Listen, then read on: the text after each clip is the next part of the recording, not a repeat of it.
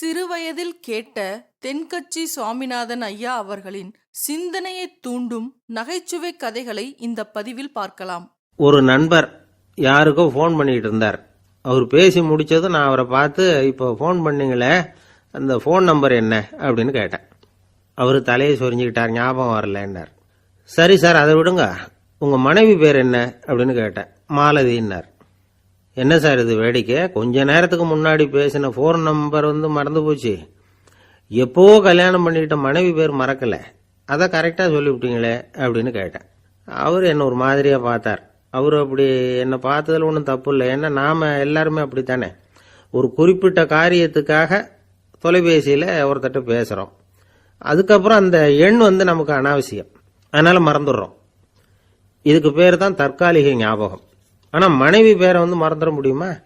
முடியாது. அது அவசியமான ஒன்று. அடிக்கடி அந்த பேரை உபயோகப்படுத்துகிறோம், அதனாலேயும் அது முக்கியங்கிறதுனாலேயும் அதை மறக்கிறது இல்லை. இதுக்கு பேர் நிரந்தர ஞாபகம்.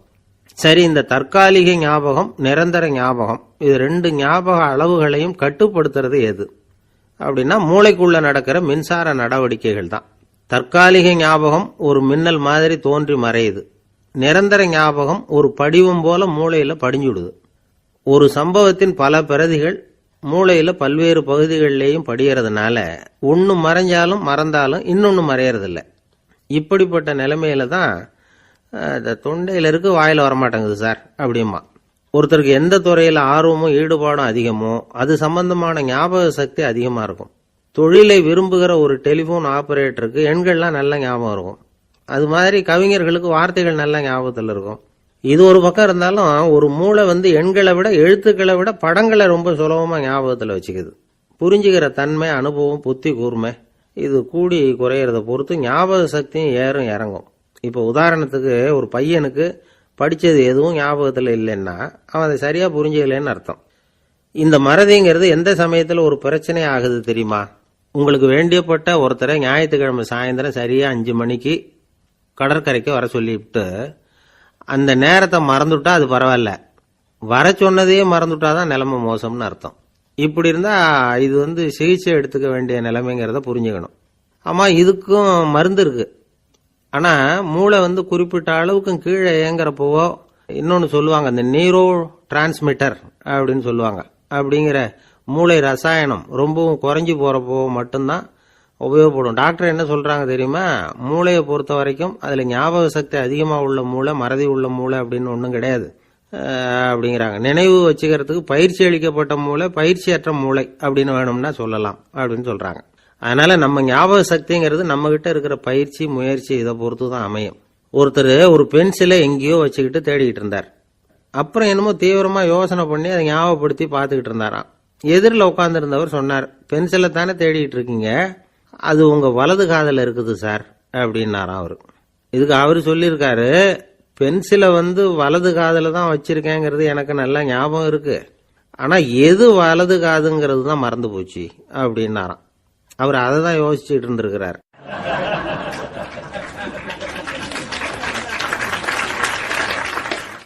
திருநெல்வேலி மாவட்டத்துல கோவில்பட்டிக்கு பக்கத்துல உள்ள ஊர் கடம்பூர். காமராசர் முதலமைச்சரா இருந்த காலம். கடம்பூர்ல ஒரு பள்ளி சீரமைப்பு மாநாடு நடக்குது. அந்த பக்கத்துல உள்ள பள்ளிக்கூடம்லாம் அதுல கலந்துக்குது. கண்காட்சி வேற, ஊரு பூரா விழா கோலம். மறுநாள் மாநாடு நடக்க போகுது. ஆனா முதல் நாளே மழை பிடிச்சிக்கிட்டுது. மறுநாளும் அது விடாம பேஞ்சுக்கிட்டு இருக்குது. காமராசர் காலையில இருந்து பல்வேறு நிகழ்ச்சிகள்ல கலந்துகிட்டு சாயந்தரமா கடம்பூருக்கு சேர வேண்டியவர். மழை பேஞ்சுக்கிட்டு இருக்கிறதுனால நிகழ்ச்சி ரத்தாயிடுமோ என்னமோ அப்படின்னு எல்லாரும் சந்தேகப்பட்டுக்கிட்டு இருக்கிறாங்க. அவர் கோவில்பட்டி பயணிகள் விடுதியில இருக்கிறார். கடம்பூர்ல இருந்து சில பேர் போய் அவரை சந்திக்கிறாங்க. மழை பெஞ்சுக்கிட்டு இருக்குதே, என்ன செய்யலாம் அப்படின்னு கேட்கறாங்க. மழை பெஞ்சா நல்லது தானே, அதுக்காக மாநாட்டை எதுக்காக ரத்து செய்யணும்? ஆசிரியர்கள் எவ்வளவு கஷ்டப்பட்டு ஏற்பாடு பண்ண மாநாடு, கட்டாயம் வந்துடுறேன் அப்படின்னாராம் காமராசர். உடனே புறப்பட்டார். மழையை பொருட்படுத்தாத மக்கள் கூட்டம், அது கலையாம காத்துக்கிட்டு இருக்கிறாங்க அவ்வளவு பேரும். தலைவர் வந்துட்டார்னு தெரிஞ்சது ஜனங்களுக்கு ஏகப்பட்ட உற்சாகம். ஜனங்கள் அவ்வளவு உற்சாகமா வரவேற்றாங்க. மாநாடு ஆரம்பமாச்சு. மலர் மாலைகள் மலை மாதிரி குவிய ஆரம்பிச்சுட்டுது. வரிசையா ஒவ்வொரு கல்வி நிலையம் சார்பாகவும் வரவேற்பு பத்திரம் வாசிச்சு கொடுக்கறாங்க. என்ன வாசிக்கிறாங்கங்கிறத காமராசர் கூர்ந்து கவனிக்கிறார். ஏகப்பட்ட புகழ் மொழிகள், ரொம்ப பாராட்டி புகழ்ந்து என்னென்னமோ வாசிச்சுக்கிட்டு இருக்கிறாங்க. கொடை வள்ளலே, குணக்குன்றே, மலையே, கடலே, இப்படி தமிழ் மொழியில பாராட்டுறதுக்கு எத்தனை வார்த்தைகள் உண்டோ அத்தனையும் அதில் சேர்த்துருக்குறாங்க. காமராசர் பொறுமை இழந்துட்டார். போதும் போதும், உங்க எல்லாரையும் பார்த்து 2 வார்த்தை பேசிவிட்டு போறதுக்காக தான் நான் வந்திருக்கிறேன். எல்லாரும் மழையில சிரமப்பட்டு நின்றுட்டு இருக்கிறீங்க, இப்படி என்ன புகழ்ந்து படிச்சுக்கிட்டே இருந்தா எப்படி அப்படின்னாராம். அதுக்கப்புறம் பேசி முடிச்சிருக்கிறார். மாநாட்டு நிகழ்ச்சிகள் முடிஞ்சதும் இன்னொரு நிகழ்ச்சியில கலந்துக்கிறதுக்காக புறப்பட்டாராம். ஒரு திறந்த ஜீப்பில் அவரை ஊர்வலமா அழைச்சிக்கிட்டு போயிருக்கிறாங்க. தெருவில் 2 பக்கமும் ஏகப்பட்ட கூட்டம். அங்கங்க ஜீப்பை நிறுத்தி ரோஜா மாலை, ஜருக மாலை இப்படி போட்டுக்கிட்டே இருக்கிறாங்க. அதையெல்லாம் அப்படி அப்படியே வாங்கி அங்கங்க நின்றுகிட்டு இருந்த குழந்தைகள்கிட்டையும் தாய்மார்கள்கிட்டையும் கொடுத்துக்கிட்டே போறார். அந்த சமயத்துல கூட்டத்துக்கு அப்பால ஒரு பெரியவர் கையில ஒரு மல்லிகை சரத்தோட நின்றுட்டு இருக்கிறார். அவரால் முண்டி அடிச்சுக்கிட்டு முன்னால வர முடியல. காமராசர் இதை கவனிக்கிறார். அவ்வளவுதான், உடனே நிறுத்தப்பா வண்டிய அப்படிங்கிறார். ஜீப்பு நிக்குது. டிரைவரை பார்த்து, அதோ பார், அங்க ஒருத்தர் நிக்கிறார் பார், அவரை இங்க அழைச்சிட்டு வா அப்படின்னாராம். கூட்டம் வழி விடுது. அந்த பெரியவரை கிட்டத்துல அழைச்சிட்டு வர்றாங்க. காமராசர் அவரை பார்த்து, வாங்க வாங்க, நல்லா இருக்கீங்களா அப்படின்னு சத்தம் போட்டு உற்சாகமா விசாரிக்கிறாராம். பெரியவர் கண்கள்ல கண்ணீர், பேச்சு வரல. மல்லிகை சரத்தை அவருக்கு போடுறார். கொஞ்ச நேரம் அவர்கிட்ட பொறுமையா பேசிக்கிட்டு இருந்துட்டு அவரை அனுப்பி வைக்கிறார் காமராசர். பெரியவர் போனதுக்கு அப்புறம் காமராசர் பக்கத்துல இருந்தவங்க கிட்ட சொல்றார் அந்த பெரியவரை பத்தி. அந்த காலத்துல ரொம்ப கஷ்டப்பட்டவர் இவரு, ஜெயிலுக்கு போனவர் அப்படின்னு ரொம்ப உருக்கமா நெகிழ்ந்து போய் சொல்றார். இதுல ஒரு விஷயத்த கவனிங்க. தன்னை புகழ்ந்து படிக்கப்பட்ட வாழ்த்து மடலை படிக்க வேணாம்னு தடுத்து நிறுத்தினார். எங்கேயோ ஒரு மூலையில கையில ஒரு 4 முழம் மல்லிகை சரத்தோட ஒதுங்கி நின்றுகிட்டு இருந்த அந்த தொண்டரை அவ்வளவு பெரிய கூட்டத்துக்கு நடுவுலையும் தேடி கண்டுபிடிச்சு கிட்டத்துல கூப்பிட்டு அவர் கொடுத்த அன்பு மாலையை வாங்கி கழுத்துல போட்டுக்கிட்டார். அதுதான் காமராசர். தோல்விகள் கூட அவரை கொஞ்சம் கூட பாதிச்சதில்லை. ஒரு பொது தேர்தலில் அவர் தோத்து போறார். தொண்டர்கள்லாம் அழறாங்க. அதுல ஒருத்தர் மெதுவா காமராசர் கிட்ட போய், என்ன தலைவரே, நீங்க கூட தோத்து போயிட்டீங்களே அப்படின்னு கலக்கமா சொல்லி இருக்கிறார். அதுக்கு காமராசர், நான் கூட தோத்து போறதுக்கு பேர் தான்ப்பா ஜனநாயகம் அப்படின்னாராம். ஒரே ஒரு ஊர், அந்த ஊருக்கு பேரு கொடையாளிப்பட்டி. அந்த பேருக்கு தகுந்த மாதிரி தான் அந்த ஊர் மக்களும். யார் என்ன கேட்டாலும் இல்லைன்னு சொல்லாம கொடுப்பாங்க. கொடையாளிகள் நிறைந்த ஊர். இனாமா மட்டும் இல்ல, கடனாவும் பணம் கொடுப்பாங்க. யாருக்காவது அவசரமா பணம் தேவைப்பட்டதுன்னு வச்சுக்கோங்க, அந்த ஊருக்கு போய் வாங்கிக்கலாம். பத்திரம் தேவையில்லை, சாட்சி தேவையில்லை, ஜாமீன் தேவையில்லை, எந்த உத்தரவாதமும் கேட்காம பணம் கொடுத்துருவாங்க.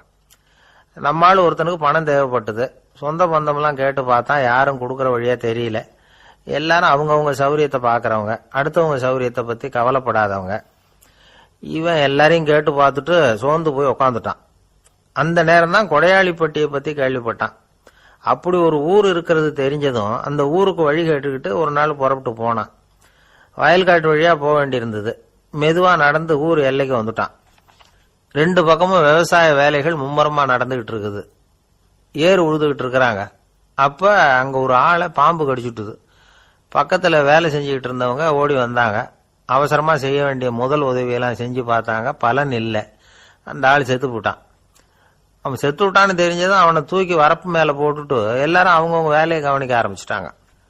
அங்க ஒரு ஆளு இவனை பார்த்து சொன்னான், ஐயா, நீங்க போற வழியில இவன் சொந்தக்காரன், இவனுக்கு சோறு கொண்டுகிட்டு வருவான், இவன் இங்க செத்துட்டான்னு அவன்கிட்ட சொல்லிவிடுங்க அப்படின்னா. இவனுக்கு ரொம்ப ஆச்சரியம். என்னடா இது, பாம்பு கடிச்சுட்டுதுன்னதும் பதறி அடிச்சுக்கிட்டு ஓடி வந்தாங்க, செத்துட்டான்னதும் பேசாம தூக்கி போட்டுட்டு போயிட்டாங்க அப்படின்னு நினைச்சுக்கிட்டே நடந்து போறான். எதிரில் சோறு கொண்டுகிட்டு ஒரு ஆள் வந்தான். இவன் விவரத்தை சொன்னான். அங்க உங்க சொந்தக்காரன் பாம்பு கடிச்சு செத்து போட்டான் அப்படின்னா. அவன் கொஞ்ச நேரம் அமைதியா நின்னான். அதுக்கப்புறமா அங்கேயே வரப்புல உட்காந்து கொண்டுகிட்டு வந்த சோத்தை தானே சாப்பிட்டு முடிச்சான். பேசாம எழுந்திரிச்சு திரும்பி போயிட்டான். கொஞ்சம் கூட பதறல, அழல. இப்படியும் ஒரு ஊரா அப்படின்னு நினைச்சு ஆச்சரியப்பட்டுக்கிட்டே இவன் ஊருக்குள்ள போனான். ஒரு பெரிய மனுஷனை பார்த்து பணம் கேட்டான். அவரும் இவனோட பேரையும் ஊரையும் மட்டும் விசாரிச்சுக்கிட்டு தேவையான பணத்தை கொடுத்துட்டார். பணத்தை வாங்கிட்ட பிறகு தன்னுடைய மனசை அரிச்சுக்கிட்டு இருந்த அந்த விஷயத்தை பத்தி கேட்டான். ஐயா, வழியில ஒருத்தன் செத்துட்டான், அவனை அப்படியே தூக்கி வரப்புல போட்டுட்டு எல்லாரும் வயல்வெளி வேலைகளை பார்த்துக்கிட்டு இருக்கிறாங்களே அப்படின்னா. இதுக்கு அந்த பெரியவர் சொன்னார், ஆமா, அப்படித்தான் செய்வோம். வேலை முடிஞ்சு வீட்டுக்கு திரும்புறப்போ அவனை தூக்கிட்டு வந்து அடக்கம் பண்ணிடுவோம் அப்படின்னார். ரொம்ப ஆச்சரியமா இருக்கே அப்படின்னா. ஏன் உங்க ஊர்ல யாராவது செத்துட்டா என்ன பண்ணுவீங்க அப்படின்னு கேட்டார். என்ன இப்படி கேட்குறீங்க? எங்க ஊர்ல எல்லாம் பணத்தை தூக்க விட மாட்டாங்க, ஒப்பாரி வைப்பாங்க, கட்டி புரண்டு அழுது புலம்பி தீத்துருவாங்க அப்படின்னா இவன். பெரியவர் பார்த்தார். அவங்கிட்ட கொடுத்த பணத்தை லபக்குன்னு பறிச்சுக்கிட்டார். திருப்பி வாங்கிட்டார். இவன் பதறி போய் நிக்கிறான். அவரு சொன்னார், பணத்தையே விட மாட்டேன்னு கட்டுப்பிடிச்சு அழுதா நான் கொடுத்த பணத்தை மட்டும் எப்படி திருப்பி கொடுக்க போறேன், போயிட்டு வா அப்படின்னு விரட்டி விட்டாராம். இந்த கதையை நண்பர் ஒருத்தர் சொன்னார். கதை வேடிக்கையா தெரிஞ்சா கூட இதுல கருத்து உண்டு. பணம் பிணம் இது ரெண்டையுமே விடுறதுக்கு அவ்வளவு சுலபமா மனம் வர்றதில்லை. இந்த ரெண்டு விஷயங்கள்லேயும் அறிவார்ந்த செயல்பாடு தேவை. ஒரு பேருந்து மரத்துல மோதி விட்டது. எல்லாரும் அடிபட்டு முனைகிட்டு கிடக்குறாங்க. டிரைவர், கண்டக்டர் இவங்களுக்கும் அடி. அவங்களும் ஒரு பக்கம் கிடக்குறாங்க. ஒரு மூலையில கிடக்கிற ஒருத்தன் மெதுவா முக்கி முனகி கண்டக்டர் கண்டக்டர்னு சத்தம் போடுறான். கண்டக்டர் மெதுவா நகர்ந்து அவங்கிட்ட போய் என்னன்னு விசாரிக்கிறார்.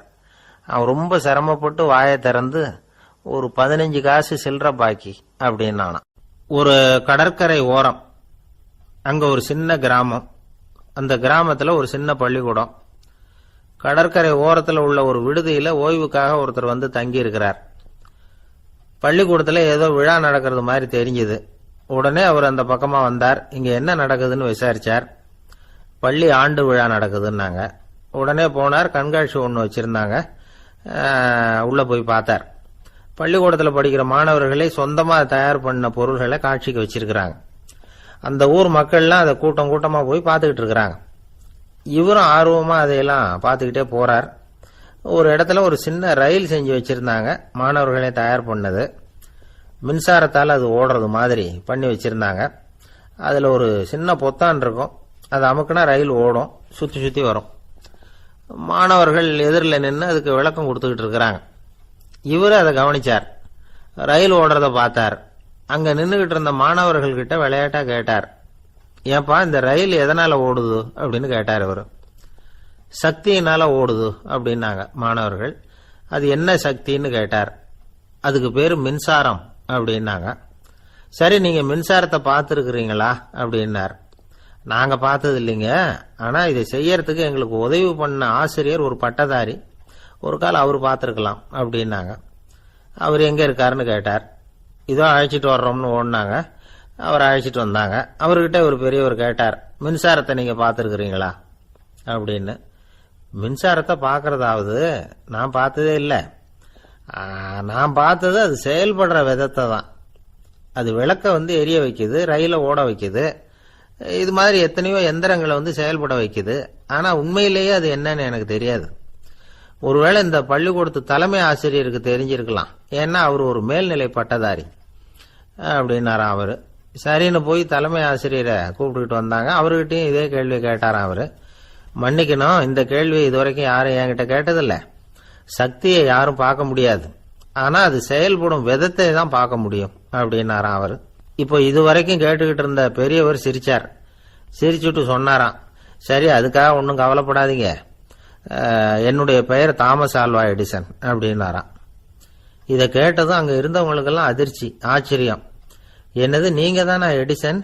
நீங்க எவ்வளவு மின்சார கருவிகளை உண்டாக்கி இருக்கிறீங்க, நீங்களா இந்த கேள்வியை கேட்டது அப்படின்னாங்களாம். ஆமா, நான் தான் கேட்கிறேன், ஏன்னா நானே மின்சாரத்தை பார்த்தது கிடையாது அப்படின்னாராம் அவரு.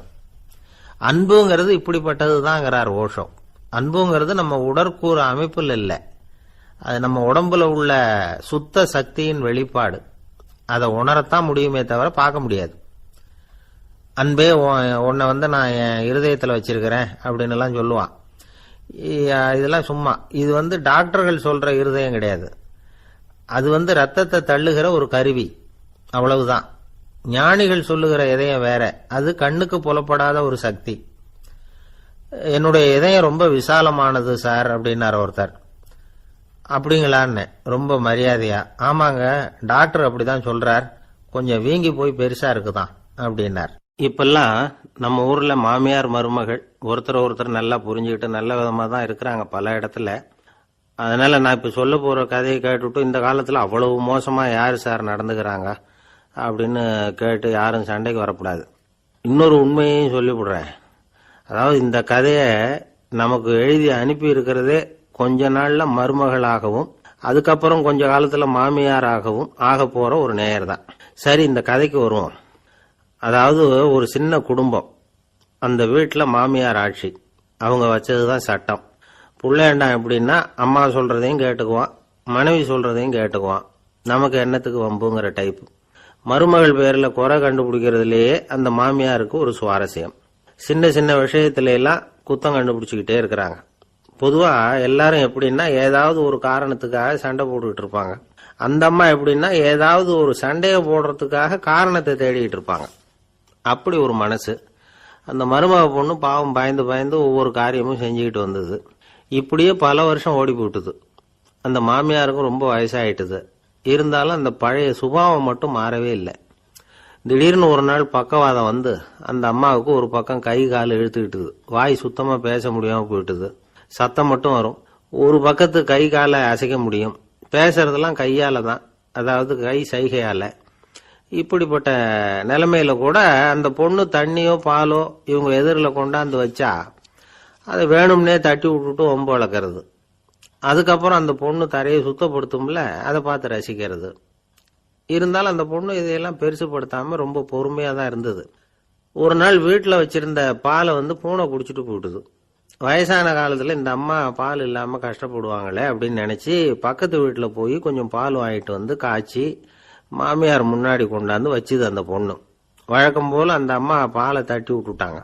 இது அந்த மருமக பொண்ணு கவனிச்சுட்டுது. இவ்வளவு நாள் பொறுமையா இருந்த அந்த மருமகளுக்கு இன்னைக்கு இதை பார்த்ததும் அசாத்திய கோபம் வந்துட்டுது. கதவுக்கு பக்கத்துல சாத்தி வச்சிருந்த உலக்கையை எடுத்து மாமியார் தலையில போட, அது குறி தவறி கழுத்துல பட, அந்த அம்மா கழுத்தை பிடிச்சிக்கிட்டு ஊன்னு கத்த, இந்த பொண்ணு ஒன்னும் அலட்டிக்காம உலக்கையை எடுத்து மறுபடியும் கதவு பக்கம் சாத்தி வச்சுட்டு அது பாட்டுக்கு நடந்து போயிட்டுது. இருந்தாலும் மனசுக்குள்ள லேசா ஒரு பயம். கணவன் வீட்டுக்கு வந்ததும் என்ன விஷயம்னு கேட்டா எப்படி சமாளிக்கிறது. அன்னைக்குன்னு பார்த்து ரொம்ப நேரம் கழிச்சு வீடு வந்து சேர்ந்தான் கணவன். உடனே அந்த அம்மா புகார் பண்ண ஆரம்பிச்சுட்டுது. பேச்சுதான் வராத, அதனால ஒரு பக்கத்து கையால சைகை காட்டுது. கதவுக்கு பக்கத்துல இருந்த உலக்க பக்கமா கையை நீட்டி காட்டி, அப்படியே அந்த கைய தன் கழுத்துக்கு பின்பக்கமா சுத்தி காட்டி நாக்க வெளியில நீட்டி நடந்த விஷயத்த புரிய வைக்கிறதுக்கு முயற்சி பண்ணுது. இவனுக்கு ஒன்னும் புரியல. என்ன சொல்றாங்க அம்மா அப்படின்னு மனைவி கிட்ட கேக்குறான். அதுக்கு அந்த பொண்ணு ரொம்ப புத்திசாலித்தனமா, என்னங்க உங்க அம்மா சொல்றது உங்களுக்கு இன்னும் புரியலையா? அவங்க உங்களை பார்த்து என்ன சொல்றாங்கன்னா, ஏண்டா உலக்க மாதிரி நிக்கிற, சாக போற எனக்கு சங்கிலி எதுக்கு, என் கழுத்துல கிடக்குற இந்த சங்கிலியை கழட்டி என் மருமக கழுத்துல போடுறா அப்படின்னு சொல்றாங்க அப்படின்னு தான். ஓ அப்படியா விஷயம்னு சொல்லி அம்மா கழுத்துல இருந்த சங்கிலியை எடுத்து மனைவி கழுத்துல போட்டுட்டு, அம்மா உன் விருப்பப்படியே போட்டாச்சு, இனிமேலாவது நிம்மதியா படுத்து தூங்கு அப்படின்னு சொல்லிவிட்டு உள்ள போயிட்டான். பாத்தீங்களா கதைய? அதனாலதான் மாமியார்கள் சைகை காட்டுறதுன்னா கூட இனிமே ஜாக்கிரதையா இருக்கணும். ஆபீஸ்ல வேலை பார்க்கற ஒருத்தர் வந்தார். பேசாம ஒரு 10 நாள் லீவு போட்டுடலாமா பாக்குறேன் அப்படின்னார். ஏன்னு கேட்டோம். என்னுடைய மேலதிகாரி ஒரு முசுடு சார், அவர்கிட்ட வேலை பார்க்கறது ரொம்ப கஷ்டமா இருக்குது அப்படின்னார். ஆபீஸ்ல வேலை பார்க்கறவங்க எல்லாம் ஒரு விஷயத்த நல்லா ஞாபகத்துல வச்சுக்கணும். மேலதிகாரிங்கிறவர் ஒரு பெரிய மகான் இல்ல, அவரும் ஒரு மானிட பிறவிதான். சராசரி மனுஷனுக்குள்ள பலம் பலவீனம் ரெண்டும் அவருக்கும் உண்டு. அதனால அவரை கொஞ்சம் அனுசரிச்சு போறதுக்கு பழகிறது தான் நல்லது. மேலதிகாரிகள்ல பல வகை உண்டு. அதுல முக்கியமா 3 வகை. அதுல ஒரு வகை எப்படி தெரியுமா?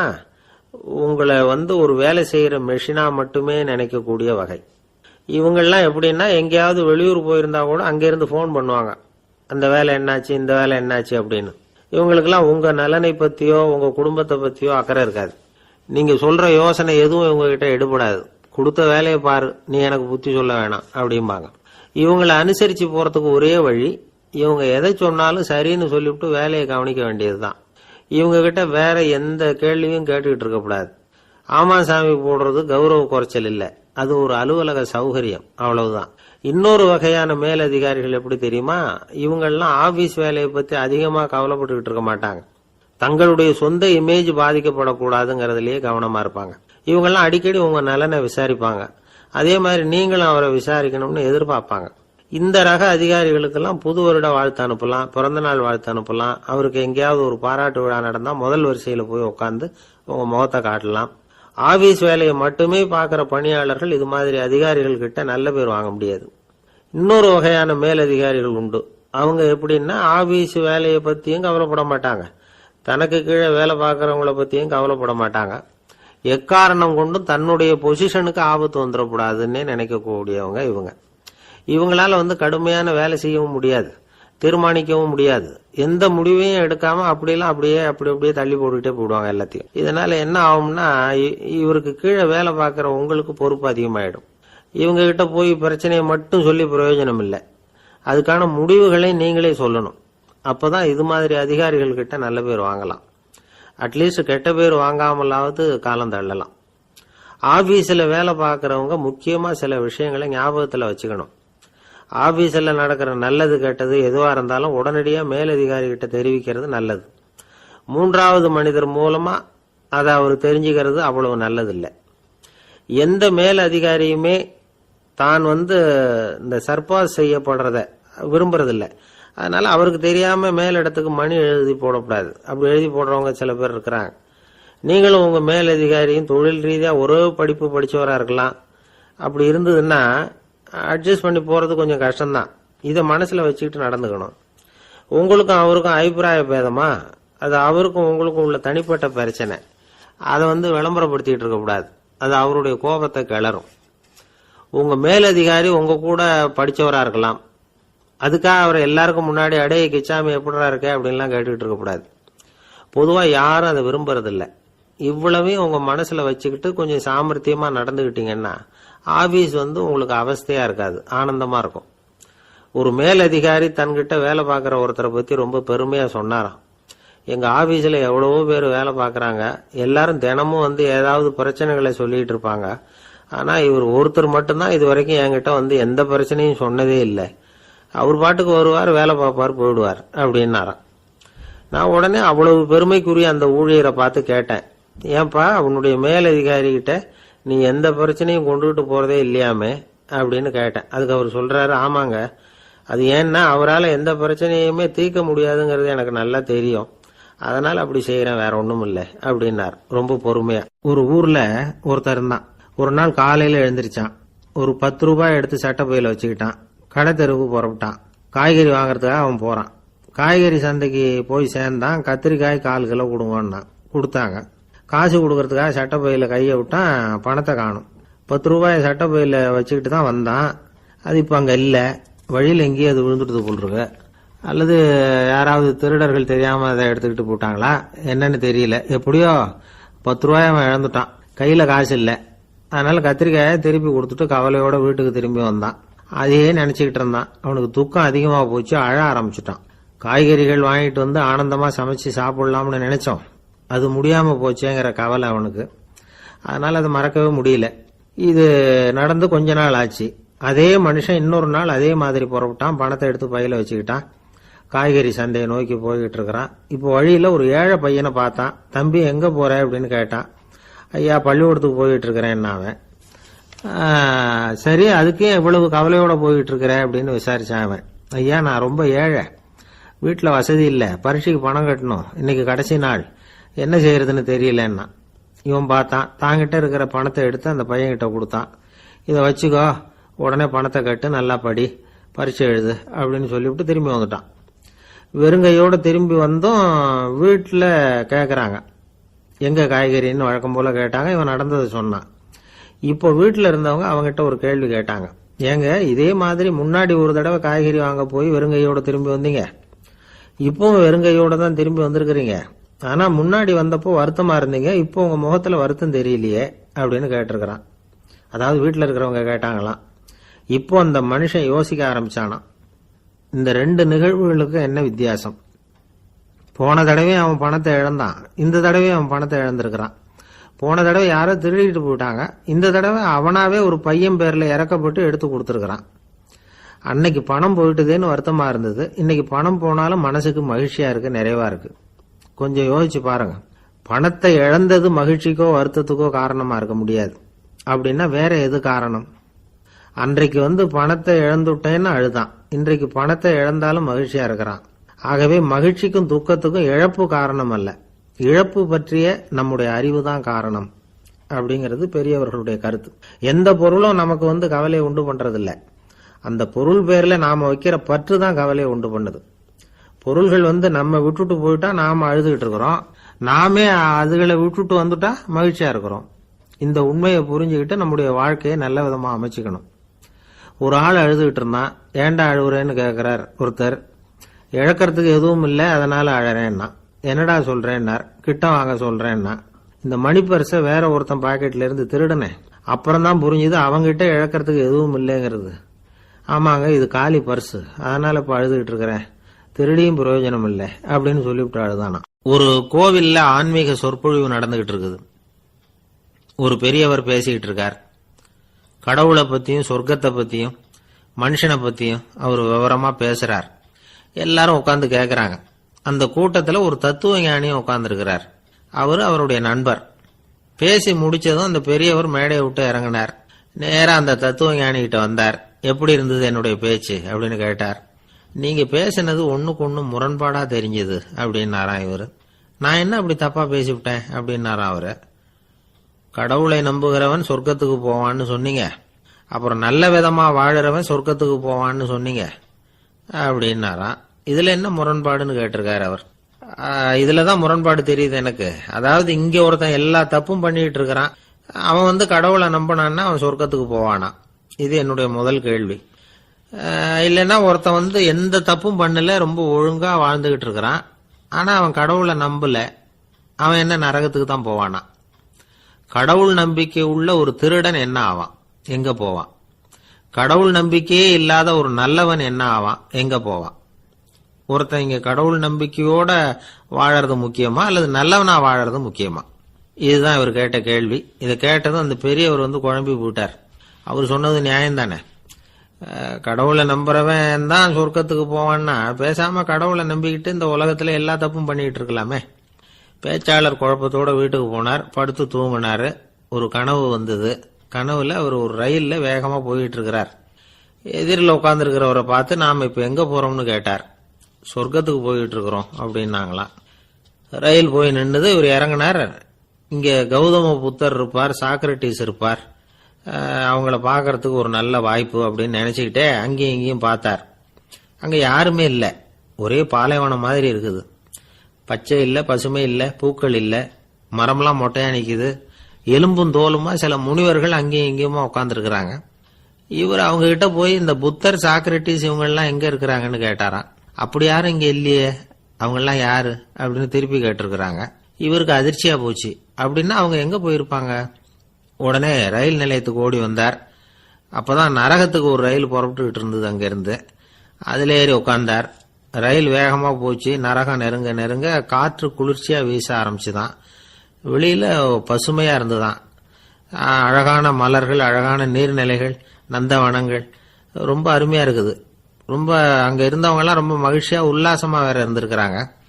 எங்க பார்த்தாலும் ஆடல் பாடல் உற்சாகம். இவர் ரயில விட்டு இறங்கினார். அவருக்கு சந்தேகம், இதுவா நரகம் அப்படின்னு விசாரிச்சிருக்கார். ஆமா, இதுதான் நரகம்னாங்களாம். எனக்கு ஒரு சந்தேகம் இருக்காரு. என்னன்னு கேட்டிருக்காங்க. கௌதம புத்தரும் சாக்ரட்டிஸும் லாவோஸும் இவங்க மாதிரி இன்னும் பல பேரும் கடவுள் நம்பிக்கை இல்லாதவங்க, அவங்க எல்லாம் இங்க இருக்கிறாங்களா அப்படிங்கறது தான் என்னுடைய சந்தேகம் அப்படின்னாரா. இப்ப அவங்க சொல்லியிருக்கிறாங்க, இப்ப நீங்க பாக்குறீங்களே பசுமையும் பச்சை பயிர்களும் ஆடல் பாடல்களும் அழகிய மலர்களும், இது எல்லாமே கௌதம புத்தரும் சாக்ரட்டிஸும் அது மாதிரி மகான்களும் இங்க வர ஆரம்பிச்ச பிறகுதான் உண்டாக ஆரம்பிச்சது. இந்த பிரதேசத்தை அவங்க அப்படியே மாத்திவிட்டாங்க. இப்போலாம் இங்க இருக்கிறவங்க யாரும் சொர்க்கத்துக்கு போறதுக்கே ஆசைப்படுறது இல்ல அப்படின்னாங்களாம். இந்த அதிர்ச்சியிலேயே அந்த பெரியவர் கனவு கலைஞ்சி முடிச்சுக்கிட்டார்.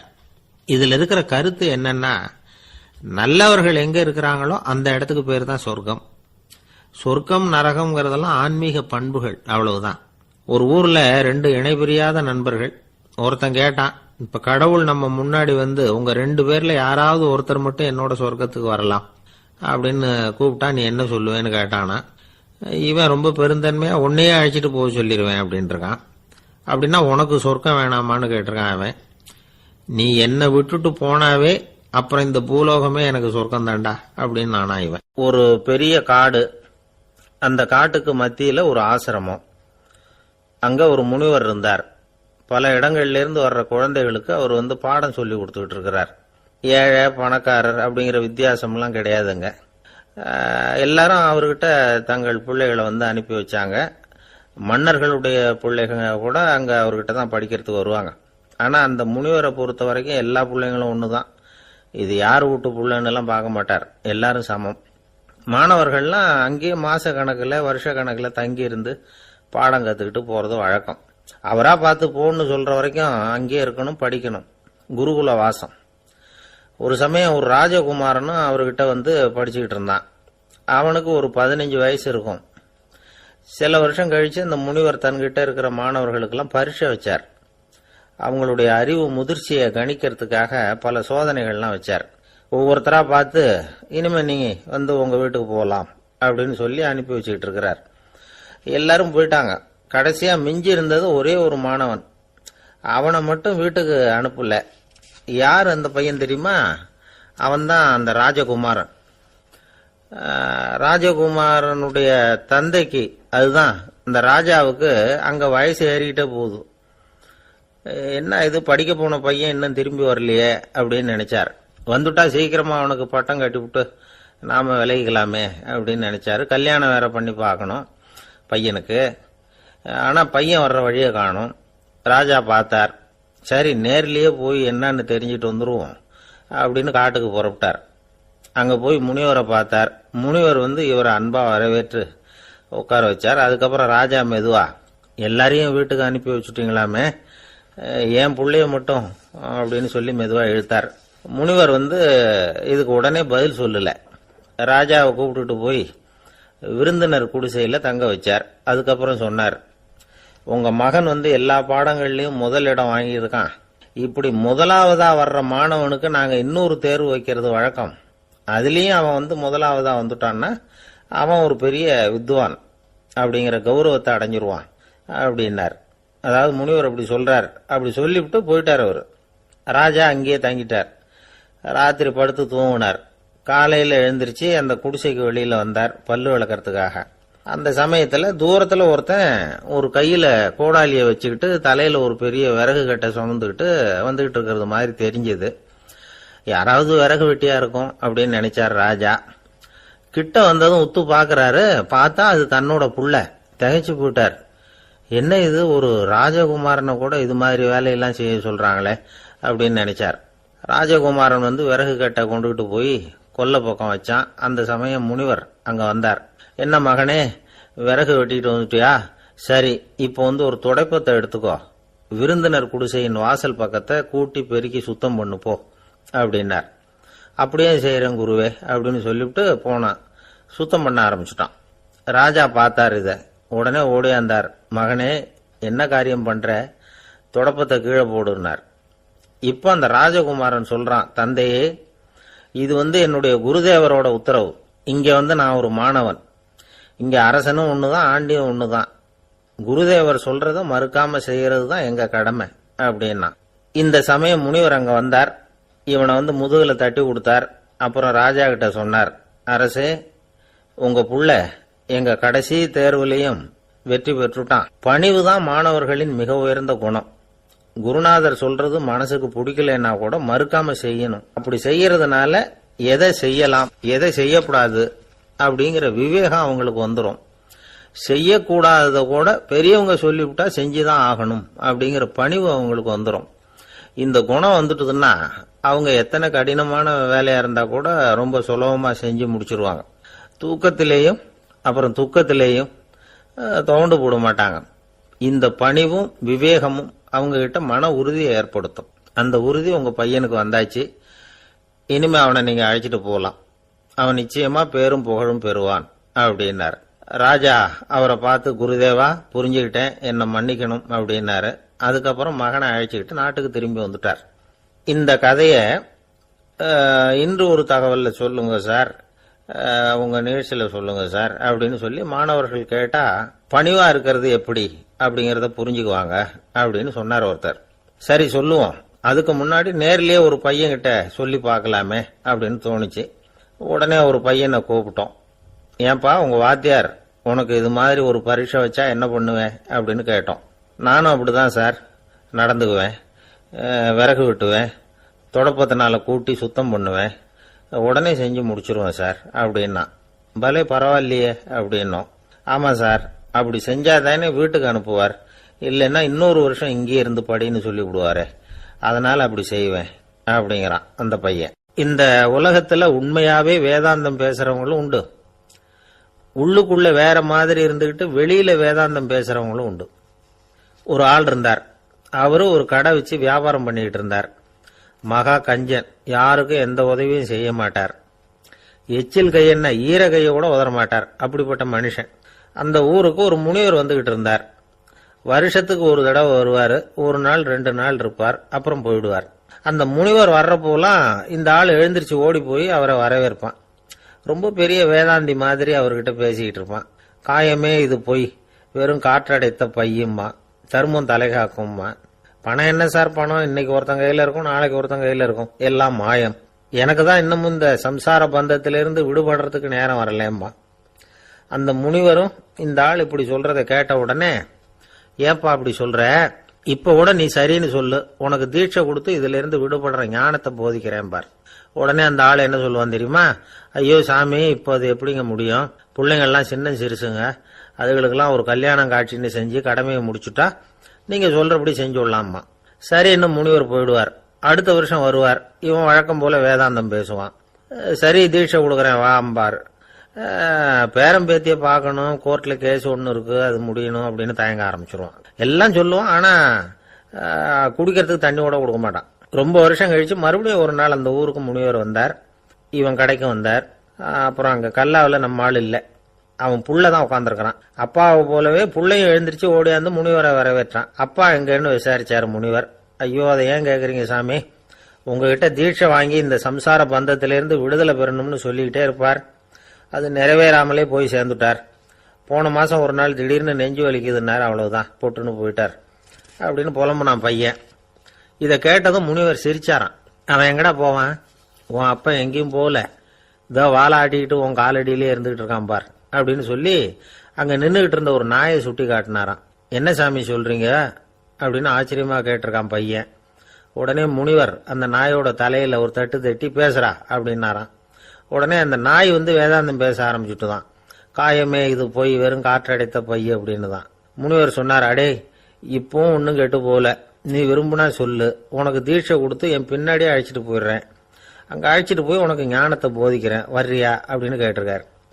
உடனே அந்த நாய் சொல்லிச்சான், ஐயோ அதை ஏன் கேட்குறீங்க சாமி, நான் உண்ணாம தின்னாம ஏராளமான சொத்து சேர்த்து வச்சுட்டேன், என் பிள்ளைங்க அதோட பெருமை தெரியாம ராத்திரி நேரம்லாம் கதவை திறந்து போட்டுட்டு தூங்கிடுவாங்க, அதனால இப்படி நாயா பிறந்து ராத்திரி பகலா சுத்தி சுத்தி காவல் காத்துட்டு கிடக்கிறேன், இப்ப எப்படி சாமி வர முடியும் அப்படின்னு கேட்டுதான். அறியாமையிலேயே சுகம் கண்டு இப்படி இருக்கிற ஆளுங்களுக்கு எப்படி விடுதலை கிடைக்கும், எப்ப விடுதலை கிடைக்கும் அப்படின்னு கேட்கிறார் தசாவதானி, திருக்குறள் பேர் ராமையா. அவர் கேட்கறது நியாயம் தானே. இந்த காலத்து பையன் ஒருத்தன் அப்பா கிட்ட சொன்னான், அப்பா இன்னைக்கு நான் 1 ரூபா மிச்சப்படுத்தி விட்டேன் அப்படின்னு நானா. அப்படியா, என்னடா பண்ணேன்னு கேட்டிருக்காரு அப்பா. டவுன் பஸ்ல ஏறாம அது பின்னாடியே ஓடியாந்தேன், 1 ரூபா மிச்சம் தானே அப்படின்றான். அட பாவி, ஒரு ஆட்டோ பின்னாடி ஓடியாந்துருந்தா 10 ரூபா மிச்சமாயிருக்குமே, வேஸ்ட் பண்ணிட்டியே அப்படின்னாராம் அந்த அப்பா. பிரிட்டிஷ் ஆட்சி நடந்துகிட்டு இருந்த காலம் 1920களின் கடைசி. அப்போ நடந்த ஒரு உண்மை நிகழ்ச்சி இது. ஒரு கல்யாண மாப்பிள்ளை ரயில்ல இறங்க போறார். அவரை வரவேற்க ஒரு ராஜ குடும்பமே காத்துக்கிட்டு இருக்குது. மங்களூர்ல இருந்து இறங்குற அந்த மாப்பிள்ளை யார் தெரியுமா, ஒரு நாய். உண்மைதான், அந்த நாய்க்கு தான் கல்யாணம்.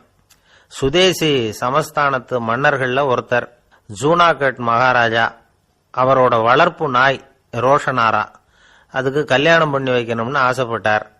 மாப்பிள்ளை தேடினார். மங்களூர் மகாராஜாவோட வளர்ப்பு நாய் ஒன்னு இருந்தது, பேரு பாபி. இது ரெண்டுக்கும் கல்யாணம் நடத்த முடிவு பண்ணார். திருமணத்துக்கு வேண்டிய எல்லா ஏற்பாடுகளையும் பண்ணுங்க அப்படின்னு உத்தரவு போட்டார். ஆயிரக்கணக்கான அழைப்புதழ்கள், பல சமஸ்தான மன்னர்கள், ஜமீன்தார்கள், பிரிட்டிஷ் அதிகாரிகள், பெரிய பணக்காரங்க, இப்படி நிறைய பேருக்கு அழைப்புதழ்கள் அனுப்பி வச்சாங்க. பத்திரிகையை பார்த்தவங்க எல்லாம் திகைச்சு போயிட்டாங்களாம். இருந்தாலும் என்ன பண்றது, ராஜாவே அழைக்கிறார், போகாம இருக்க முடியுமா? அந்த சமயத்துல நாட்டின் கவர்னர் ஜெனரலா இருந்தவர் இர்வின் பிரபு. அவருக்கும் ஒரு பத்திரிக்கை போயிருக்குது. வாங்கி பார்த்ததும் அவருக்கு பயங்கர எரிச்சல். உடனே குப்பை தொட்டியில் போட்டுட்டாராம். மாட்சிமை தங்கிய பிரிட்டன் சக்கரவர்த்தியின் பிரதிநிதியான தன்னை கேவலம் ஒரு நாயின் திருமணத்துக்காக அழைக்கிறதா அப்படின்னு அவருக்கு ஆத்திரம். இருந்தாலும் கல்யாணம் பிரமாதமா நடந்துதான். கல்யாணத்தன்னைக்கு பொண்ணுக்கு ஸ்பெஷல் குளியல், தண்ணீருக்கு பதிலாக வாசனை திரவியங்கள், பன்னீர், குளிச்சதுக்கு அப்புறம் அலங்காரம், வைர மாலை, முத்து மாலை, ஏகப்பட்ட அலங்காரம். மாப்பிள்ளையை அழைக்கிறதுக்கு ரயில்வே ஸ்டேஷன்ல ராஜ குடும்பமே காத்துக்கிட்டு இருக்குது. அவங்களோட வளர்ப்பு நாய்கள் 250. அத்தனை நாய்களுக்கும் பட்டு துணி போத்தி இருக்குது. முத்து வடங்கள் அணிவிச்சிருக்கிறாங்க. எல்லாம் ராஜ நாய்கள். அதுகளையும் வீதியில நடக்க விடலையாம். அதுகளை சுமந்துக்கிட்டு போக அலங்கரிக்கப்பட்ட யானைகள் காத்துக்கிட்டு இருக்குதாம். மாப்பிள்ளைக்கு வரவேற்பு எப்படி தெரியுமா? அது நடந்து வர்ற பாதை பூரா ரத்தன கம்பளம் விரிச்சிருக்குது. 2 பக்கமும் ராஜாங்க அதிகாரிகள் கைகட்டி நிக்கிறாங்க. அரசு படை வீரர்கள் அணிவகுப்பு மரியாதை செலுத்துறாங்க. அந்த நாய் ராஜ மரியாதையோட நடந்து வருது. நகையெல்லாம் போட்டுக்கிட்டு வருது. திருமண மண்டபத்துக்கு வந்து சேருது. அங்க கல்யாணம் அமோகமா நடக்குது. இந்த திருமணத்தை முன்னிட்டு அந்த ஜூனாகட் சமஸ்தானத்துக்கு 3 நாள் விடுமுறை வேற. கல்யாணத்துக்கு வந்திருந்தவங்களுக்கெல்லாம் ஏக தடபுடலா விருந்து, நாட்டியம் எல்லாம் பிரமாதமா நடந்துதான்.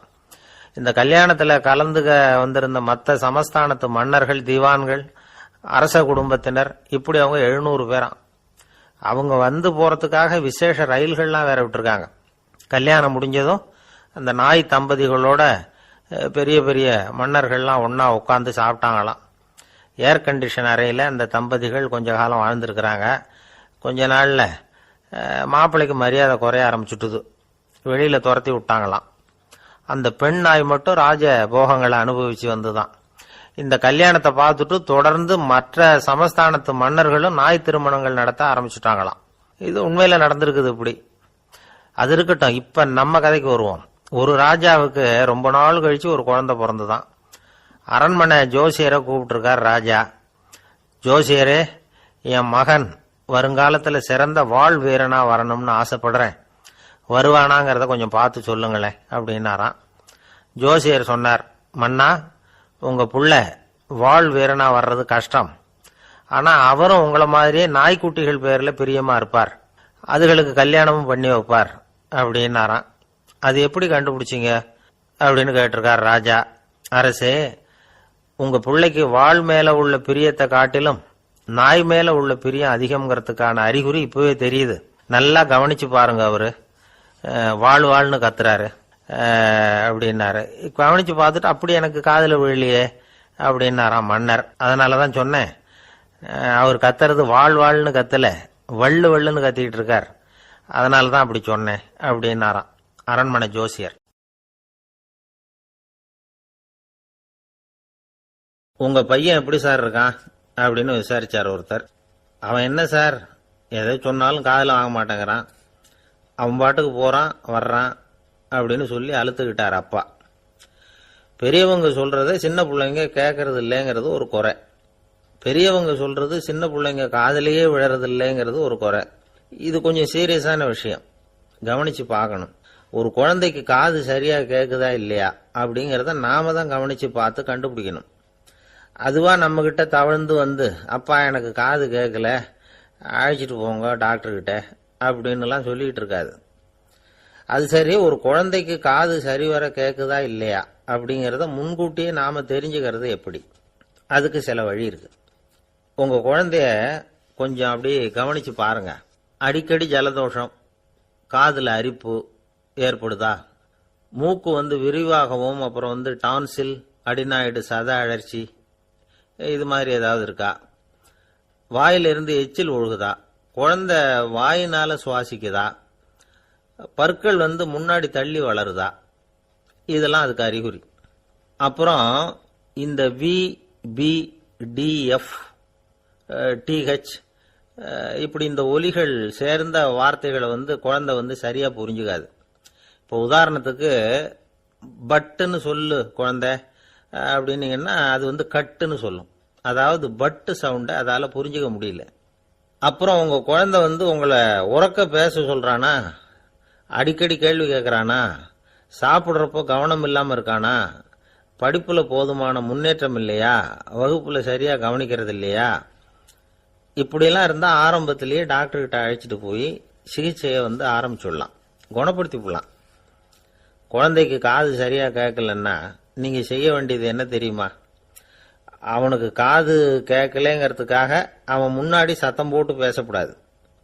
மெதுவாக சீராக பேசணும், அவனை பார்த்து பேசணும். உங்கள் உதட்டு அசைவுகள் அவனுக்கு உதவும், அதை பார்த்தே புரிஞ்சுக்குவான். நீங்கள் வாயில் வெத்தலை பாக்கு போட்டுக்கிட்டோ புகை பிடிச்சிக்கிட்டோ பேசக்கூடாது. அப்படி பேசினா அவனால் அந்த உச்சரிப்பை சரியாக புரிஞ்சுக்க முடியாது. ஒரு வார்த்தையை சொல்கிறீங்க, அவனுக்கு புரியல அப்படின்னா அதே வார்த்தையை மறுபடியும் சொல்லணும். அவனுக்கு நீங்கள் முதல்ல சொன்ன வார்த்தை புரியலேன்னு நினச்சிக்கிட்டு மறுபடியும் திருப்பி சொல்கிறப்போ அதே அர்த்தம் வரக்கூடிய வேற வார்த்தையை சொல்லக்கூடாது. இப்படிலாம் நடந்துக்கிட்டா அவனுக்கு மன திடத்தை ஏற்படுத்த முடியும். இல்லைன்னா அவனுக்கு தாழ்வு மனப்பான்மை வந்துடும். குழந்தைக்கு காது கோளாறுன்னா ஆரம்பத்திலேயே டாக்டர்கிட்ட அழைச்சிட்டு போனால் போதும், குணப்படுத்தி விடலாம். அப்புறம் பார்த்துக்கலாமே அப்படின்னு அலட்சியமாக இருந்துட்டாதான் கஷ்டம். சில பேர் கோபத்தில் சின்ன பிள்ளைங்க காதை பிடிச்சி திருகிறது உண்டு. இது ரொம்ப தப்பு. காது கையோடு வந்துட்டா என்ன பண்ணுறது? ஒரு வேடிக்கை கதை, அது கதை தான், நிஜமாக நடந்ததில்லை, அது மாதிரி நடக்காது. ஒரு வேடிக்கைக்காக சொல்லப்படுற கதை. அதாவது ஒரு வீட்டில் அப்பா அம்மாவை பார்த்து சொல்லிகிட்டு இருக்கார், இதை பாரு, நாளைக்கு காலையில் என்னை சீக்கிரம் எழுப்பி விட்டுரு, நான் செங்கல்பட்டு வரைக்கும் போயிட்டு வர வேண்டியிருக்கு அப்படின்னாராம். இதை அவங்க பையன் காதில் வாங்கிட்டு இருக்கான். அப்பாவுக்கு சிரமம் வேண்டாமே அப்படின்னு நினச்சி அவனே காலையில் யாருக்கும் தெரியாமல் எழுந்திரிச்சு புறப்பட்டு செங்கல்பட்டுக்கு போட்டான். சாயந்தரமாக திரும்பி வந்தான். அப்பா பையனை காணாமல் அலமோதிக்கிட்டு இருக்கிறார். சாயந்தரமாக பையனை பார்த்ததும் எங்கடா போயிட்டு வந்தேன்னு கேட்டார் கோவமா.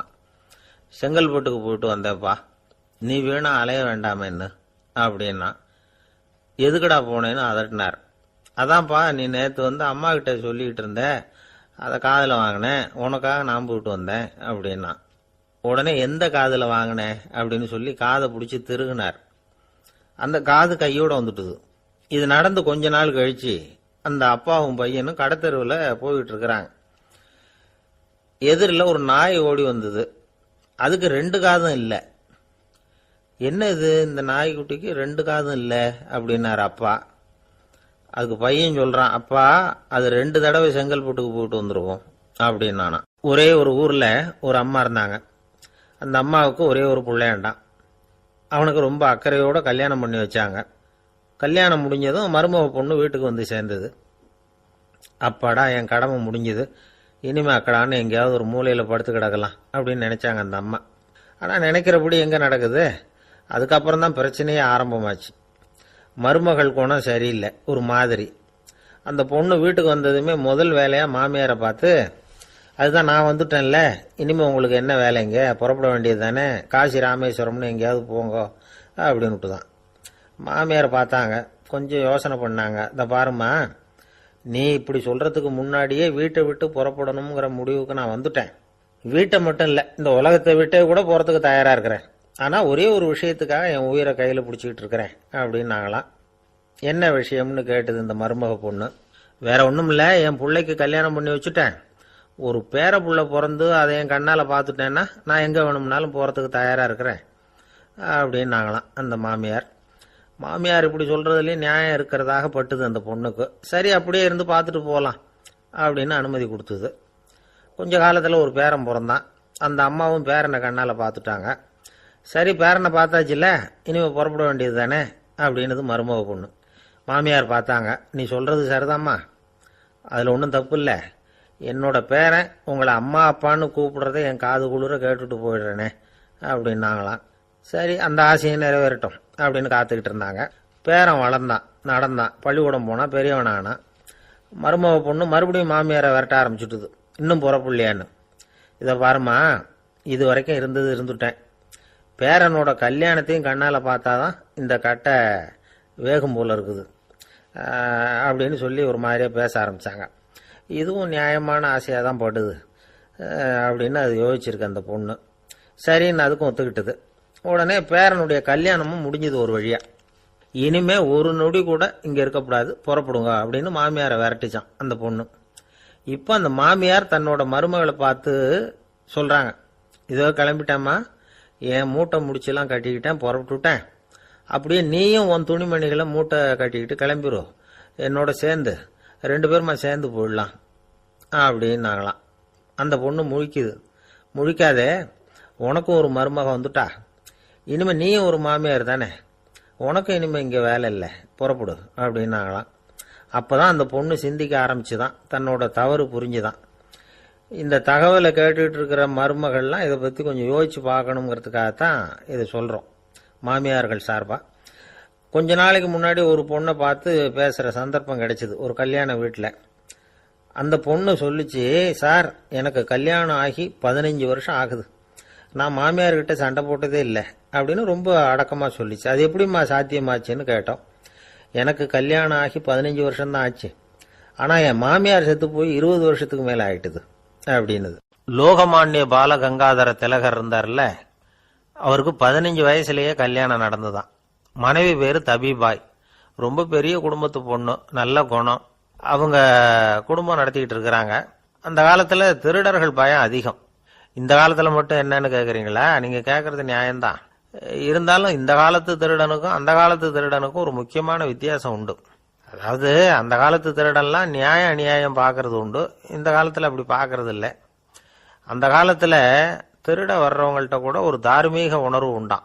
அதாவது அப்போ உள்ள கொள்ளைக்காரங்க எதை களவாடினாலும் சரி, அரிசியை மட்டும் களவாடுறது இல்லையா, அப்படி ஒரு கொள்கை. அதனால பாருங்க, அந்த காலத்து பெண்கள் நகை நட்டுகளை பத்திரமா வைக்கணும்னா பெட்டியில வைக்கிறது இல்லை, அரிசி பானையில போட்டு வச்சு விடுறது. இப்பெல்லாம் பேங்க்ல சேஃப்டி லாக்கர்னு இருக்குல்ல, அது மாதிரி அந்த காலத்தில் சேஃப்டி லாக்கருங்கிறது அரிசி பானை. வளையல், மூக்குத்தி, தோடு இப்படி எதுவாக இருந்தாலும் அதில் போட்டு பத்திரமா வச்சுருவாங்க. திருடன் அரிசி பானை பக்கம் போகிறதில்ல. ஏன்னா சாப்பிட்ற விஷயத்தில் கை வைக்கக்கூடாது, அது பாவம் அப்படின்னு அவன் நினைக்கிறான். திலகரோட மனைவி தபிபாயும் அதே மாதிரி தன்னுடைய ஆபரணங்களை ஒரு அரிசி பானைக்குள்ளே போட்டு மூடி வச்சுருந்தாங்களாம். இப்படி இருந்தப்போ ஒரு நாள் ஒரு பிச்சைக்கார பொண்ணு வீடு வீடாக பிச்சை கேட்டுக்கிட்டே வந்திருக்குது. திலகர் வீட்டுக்கும் தர்மம் போடுங்க தாயே அப்படின்னு தான் அந்த பொண்ணு. அந்த அம்மா தபிபாய் காதில் இது விழுந்திருக்கு. உடனே கை நிறைய அரிசி அள்ளிக்கிட்டு போட்டிருக்கு. பாத்திரத்தில் அரிசியை போட்டதுக்கு அப்புறம் தான் தெரியுது, பளிச்சுன்னு கண்ணில் படுது. அதாவது அந்த அம்மாவோட வைர மூக்குத்தி ஒன்று அரிசியோடு சேர்ந்து அந்த பிச்சைக்கார பொண்ணு பாத்திரத்தில் போய் விழுந்துட்டுது. இந்த அம்மாவுக்கு மனசுக்குள்ள குழப்பம், என்ன இப்படி ஆயிட்டுதே, மூக்குத்தி போயிட்டுதே, பிச்சை பாத்திரத்திலேருந்து அதை எப்படி எடுக்கிறது அப்படின்னு தயக்கம். வாயை திறந்து அதை கேட்கறதுக்கும் கூச்சம். திண்ணையில் உட்கார்ந்துருந்த திலகர் இவ்வளவையும் பார்த்துக்கிட்டு இருக்கிறார். மனைவியின் மனசுக்குள்ள நடக்கிற மௌன போராட்டத்தை அவர் நல்லா புரிஞ்சுக்கிட்டாராம். மனைவியை பார்த்து சொன்னாராம், தபிபாய், இது தெய்வ சம்மதம், அவளுக்கு சேர வேண்டிய மூக்குத்தி அவகிட்ட போயிட்டுது, பிச்சை பாத்திரத்தில் விழுந்த மூக்குத்தியை எடுக்க வேணாம் அப்படின்னாராம். சரின்னு சொல்லிவிட்டு மேற்கொண்டு எதுவும் சொல்லாம அந்த அம்மா வீட்டுக்குள்ள போயிட்டாங்களாம். இந்த காலத்துல எல்லாம் அது மாதிரி நடக்குமா? வெறும் அரிசியை போட்டுட்டு விவகாரம் பண்ணிட்டு இருக்க மாட்டோமா? ஒரு பெரிய மனுஷன் வீட்டுக்கு ஒரு பிச்சைக்காரன் வந்தான். ஐயா, நாங்க பிச்சைக்காரங்கள்லாம் சேர்ந்து ஒரு சங்கம் வச்சிருக்கிறோம், அதுக்கு நிதி சேர்க்கிறோம், அதுக்கு ஒரு 100 ரூபா கொடுத்தீங்கன்னா எங்களுக்கு பெரிய உதவியா இருக்கும் அப்படின்னானா. அதெல்லாம் ஒன்றும் கொடுக்க முடியாது போ அப்படின்னாராம் அவர். அப்படின்னா ஒரு 50 ரூபாயாவது கொடுங்களேன் அப்படின்னு இருக்கான். அதுவும் முடியாதுன்னு சொல்லிவிட்டார். 25 ரூபா அப்படின்னு இருக்கான். எதுவும் முடியாது அப்படின்னாராம். சரிங்க, இவ்வளவு பெரிய வீட்டுக்கு வெறுங்கையோட திரும்புறது நல்லா இருக்காது, அதனால சும்மா ஒரு 1 ரூபா மட்டுமாவது கொடுங்க அப்படின்னு இருக்கான் அவன். ஒரு பைசா கூட என்கிட்ட கிடையாது அப்படின்னு விட்டாரான் இவர். அப்படின்னா நீங்க ஒரு காரியம் பண்ணுங்களேன் அப்படின்னானா அவன். என்ன செய்யணும் அப்படின்னு இருக்கார். எங்க சங்கத்துல நீங்களும் ஒரு மெம்பரா சேர்ந்துருங்க அப்படின்னானா. காஞ்சிபுரத்துல பல்லவ ராஜா ஒரு கோவில் கட்டினார், கைலாசநாதர் கோவில். அதுக்கு கும்பாபிஷேகம் பண்றதுக்கு ஒரு நாள் குறிப்பிட்டு அதுக்கு வேண்டிய ஏற்பாடுகள்லாம் பண்ணினார். முதல் காரியமா கடவுளை வேண்டிக்கிட்டார், நீங்க இந்த கும்பாபிஷேகத்துக்கு நேரில் கலந்துக்கணும்னார். கடவுள் அந்த ராஜா கனவுல வந்தார். நீ கும்பாபிஷேகம் வச்சிருக்கிற அதே நாள்ல அதே நேரத்துல எனக்கு இன்னொரு ஊர்ல ஒரு கும்பாபிஷேகம் இருக்குது, அதுக்கு போக வேண்டியிருக்கு. அதாவது திருநின்ற ஊர்ல என்னுடைய பக்தர் ஒருத்தர், அவரும் ஒரு கோயில் கட்டி கும்பாபிஷேகம் செய்கிறார். நான் அதுக்கு போக வேண்டியிருக்கு, அதனால உன்னுடைய தேதியை நீ மாத்தி வச்சுக்கோ அப்படின்னார். கடவுள் தான் எங்கேயும் இருக்கிறவராச்சே, அவர் நினைச்சா 2 இடத்துலயும் இருந்து கோயில் கும்பாபிஷேகத்தை நடத்த முடியாதா? ஏன் அப்படி செய்யல? அது ஒரு முக்கியமான காரணத்துக்காகத்தான். திருநின்ற ஊர்ல இருந்த பூசலாருங்கிற அந்த அடியாரின் பெருமையை இந்த உலகத்துக்கு எடுத்து காட்டணுங்கிறதுக்காகத்தான் கடவுள் அந்த ராஜா கிட்ட அப்படி சொன்னார். சரி, அந்த அடியார் அப்படி என்னதான் பெருசா கோயில் கட்டி விட்டார்? ராஜா கட்டின கோயிலை விட பெருசா?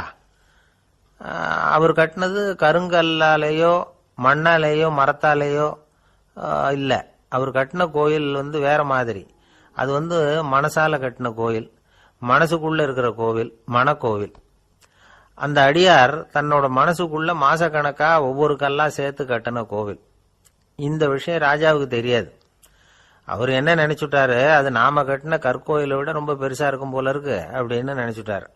சரி, அப்பேற்பட்ட அந்த கோயிலை தரிசனம் பண்ணிவிட்டு வருவோம் அப்படின்னு நினைச்சு ராஜா திருநின்ற ஊருக்கு போறார். அங்க போய் பார்த்தா கோயிலையும் காணும், ஒன்னையும் காணும். கடைசியில பூசலார் கட்டின மனக்கோவில் தான் அதுங்கிறத அவர் புரிஞ்சுக்கிறார். உடனே அந்த அடியாரின் காலில் விழுந்து வணங்குறார். அவரோ, இது மனசால முயன்ற கோவில், இதுக்கு இத்தனை பெருமையா அப்படின்னு ஆச்சரியப்படுறார். இதுல ஆச்சரியப்படுறதுக்கு ஒண்ணும் இல்ல. ஆண்டவன் விரும்புறது அகபக்தியையே தவிர புற தோற்றங்களே அல்ல. இதை நாம புரிஞ்சுக்கிட்டோம்னா நமக்குள்ள எந்த வேறுபாடுகளும் வர்றதுக்கு வழியே இல்லை. இன்னொரு ராஜா இருந்தார். அவரு ஆண்டவனுக்கு படைக்கிறதுக்காக ஒரு தார் நல்ல செவ்வாழைப்பழமா எடுத்துக்கிட்டு போகணும்னு நினைச்சார். அதனால முத நாளே அதை வாங்கிட்டு வர சொன்னார் வேலைக்காரங்கிட்ட. வேலைக்காரன் போனா கடைத்தெருவில் ஒரு தார் பழம் வாங்கினா. வர்ற வழியில அவன் குடிசை. அப்படியே எட்டி பார்த்துட்டு போவோமேன்னு நினைச்சான். போனான். அங்கே இவனோட குழந்தை பாவம் பசியால கத்திக்கிட்டு இருக்கு.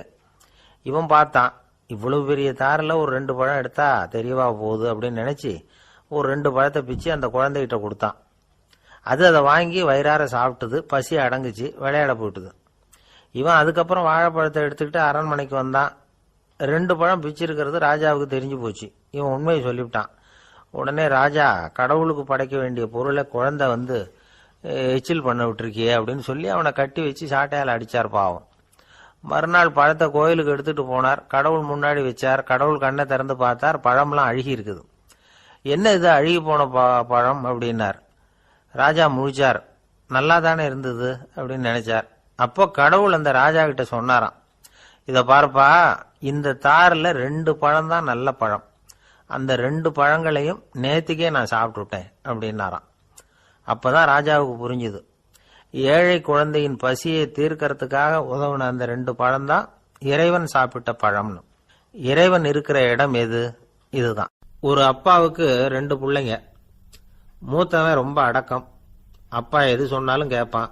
பெரியவங்களுக்கு கீழ்ப்படிஞ்சு நடப்பான். இளையவன் அப்படி இல்லை. தான் நினைச்சதை தான் சொல்லுவான், செய்வான். அடுத்தவங்க சொல்றதை கேட்க மாட்டான், அடங்கி நடக்க மாட்டான். இந்த 2 பேர்ல யாரை உங்களுக்கு பிடிக்கும்? பெரியவனை தான் பிடிக்கும். ஏன்னா அவன் தான் சொல்ற பேச்சை கேட்கிறவன் அப்படின்னு சொல்லுவீங்க. ஆனா ஒரு ஞானி என்ன சொல்றாரு தெரியுமா? ஒரு குழந்தை அதன் அறிவுக்காக மதிக்கப்பட வேண்டுமே தவிர அதனுடைய கீழ்ப்படியும் தன்மைக்காக அல்ல அப்படிங்கிறார். நம்ம குழந்தைகளை சுயமா சிந்திக்கிறதுக்கு நாம விடுறதில்ல.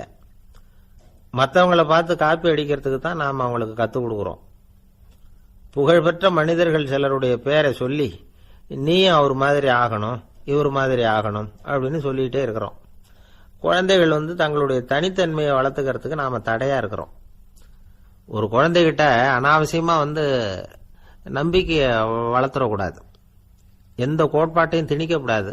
நாம ஏற்கனவே அர்த்தமில்லாத கருத்துக்களையும் கொள்கைகளையும் மனசுல போட்டு நிரப்பி வச்சிருக்கிறோம்.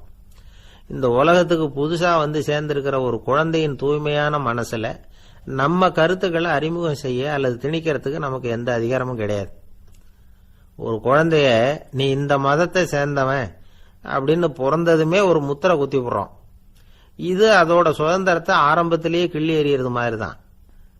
நீங்க ஒரு மதத்தின் வழிமுறைகளை கடைபிடிச்சிட்டு வர்றீங்க, அந்த வழியில போய்கிட்டு இருக்கிறீங்க, சரி, அதனால போறீங்க. அதுக்காக உங்க குழந்தையையும் அதே வழியில தான் வரணும் அப்படின்னு கட்டாயப்படுத்துறதுக்கு உங்களுக்கு என்ன உரிமை இருக்குது? அந்த குழந்தை சுயமா சிந்திச்சு ஒரு முடிவுக்கு வரட்டுமே, அதுக்கு நீங்க ஏன் தடையா இருக்கிறீங்க? நமக்கு உண்மையிலேயே நம்ம குழந்தை மேல அன்பு இருந்தா இது மாதிரி திணிப்பு வேலைகளை செய்யக்கூடாது. திணிப்பு வேலைகளிலிருந்து குழந்தைகளை காப்பாத்தினா போதும். அதுதான் ரொம்ப முக்கியம். அடுத்த தலைமுறை அற்புதமான தலைமுறையா உருவாகும். நாம தான் சாதி மத சங்கடங்கள்ல மாட்டிக்கிட்டு தவிக்கிறோம். அவங்களாவது சாதி மத வேறுபாடு இல்லாத சமுதாயத்தை பார்க்கட்டுமே, அந்த சௌகரியங்களை அனுபவிக்கட்டுமே. அதுக்கு நாம என்ன செய்யணும்னா ஒன்றும் செய்யாம இருந்தா போதும். ஒரு குழந்தைகிட்ட நம்ம கருத்தை திணிக்கும் பொழுது என்ன ஆகுது தெரியுமா? அது அவனை அவங்கிட்ட இருந்தே அப்புறப்படுத்தி விடுது. அவனுடைய தனித்தன்மையை அழிச்சுடுது. அவனை ஒரு எல்லைக்குள்ள திணிச்சுடுது. இதெல்லாம் அன்புங்கிற பேரால பெற்றோர்கள் செய்யற தப்பு.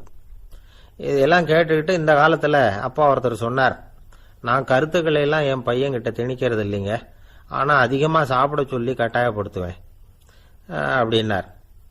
உங்க வீட்டு சமையல் அவ்வளவு நல்லா இருக்குமான்னு கேட்டாங்க. நல்லா இருந்தா நான் ஏன் அவனை சாப்பிட சொல்லி கட்டாயப்படுத்த போறேன் அப்படின்னார். ஒரு ஊர்ல ஒரு மன்னன் இருந்தான், கொடுங்கோல் மன்னன். நிறைய தொந்தரவு பண்ணிட்டு இருந்தான். அவன் ஒரு தடவை என்ன பண்ணான் தெரியுமா? ஒரு தப்பும் பண்ணாத ஒரு இளைஞனை பிடிச்சி ஜெயிலில் அடைச்சுட்டான். அந்த பையனோட சொந்தக்காரங்கள்லாம் ராஜா கிட்ட போனாங்க. அவன் ஒரு தவறும் பண்ணல, அவனை விடுதலை பண்ணுங்க அப்படின்னு கெஞ்சி கேட்டுக்கிட்டாங்க.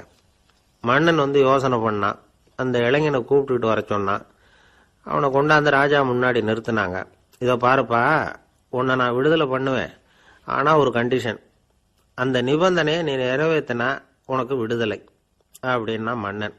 சரின்னு ஒத்துக்கிட்டான் பையன். மன்னன் கண்டிஷன் என்னங்கிறத சொன்னான். உங்ககிட்ட ஒரு செம்மறி ஆட்டை கொடுக்க போறேன். 1 மாசத்துக்கு அதுக்கு தேவையான தீனியையும் கொடுக்க போறேன். 1 மாசம் கழிச்சு அந்த ஆட்டை எடை போட்டு பார்ப்பேன். அந்த ஆட்டின் எடை கொஞ்சம் கூட கூடி இருக்கக்கூடாது.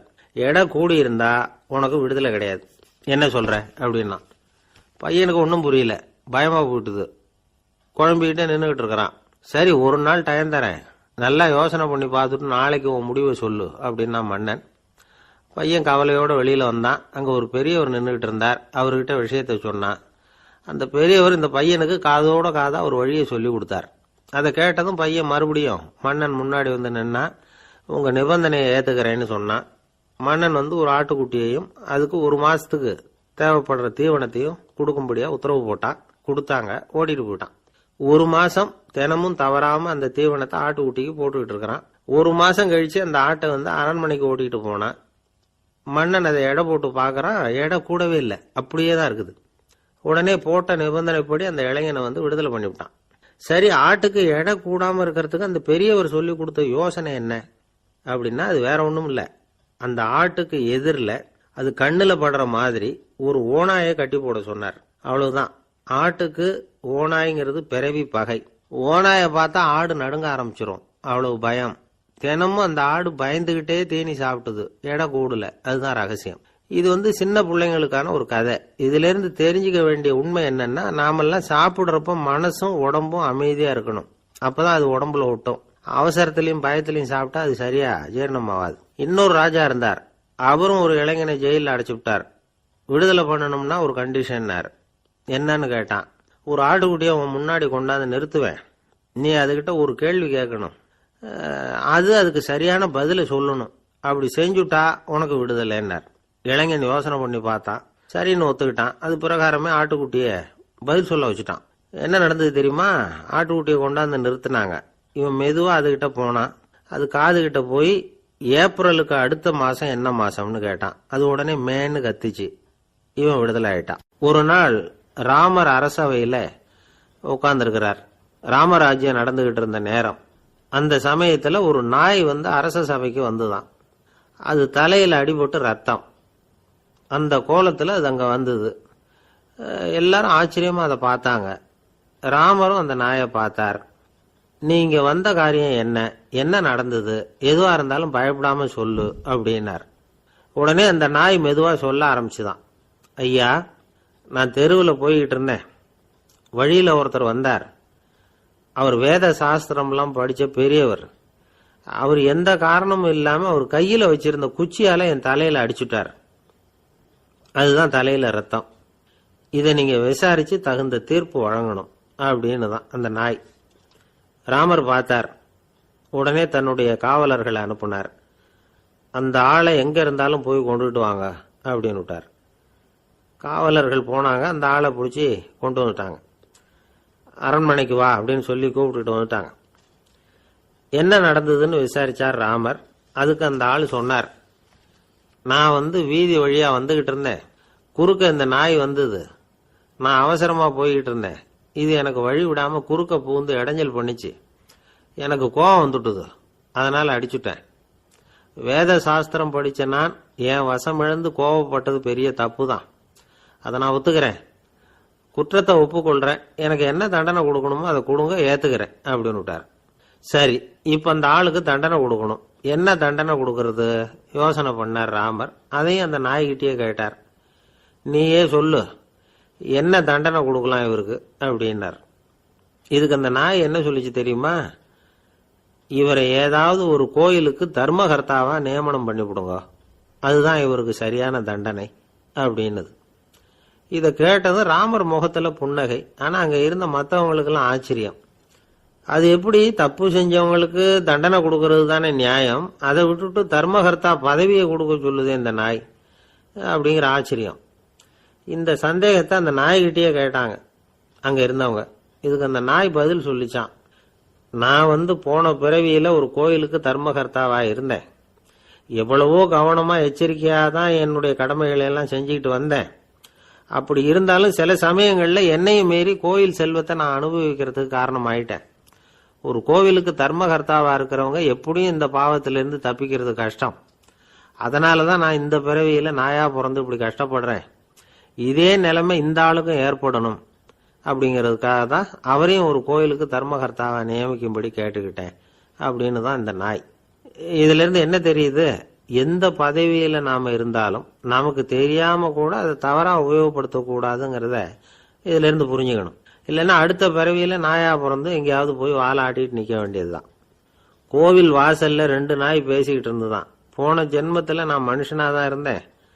ஒரு கோவில் பூசாரி பேச்ச கேட்டுட்டு அவரோட கூட்டு சேர்ந்துக்கிட்டு ஆண்டவன் போட்டிருந்த நகையெல்லாம் அபகரிச்சு என்கிட்ட கொடுத்தாரு அவரு.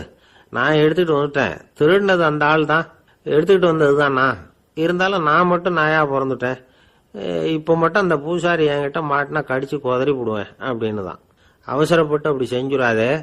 பதிலுக்கு அவரும் உன்னை திருப்பி கடிச்சாலும் கடிச்சிருவார்.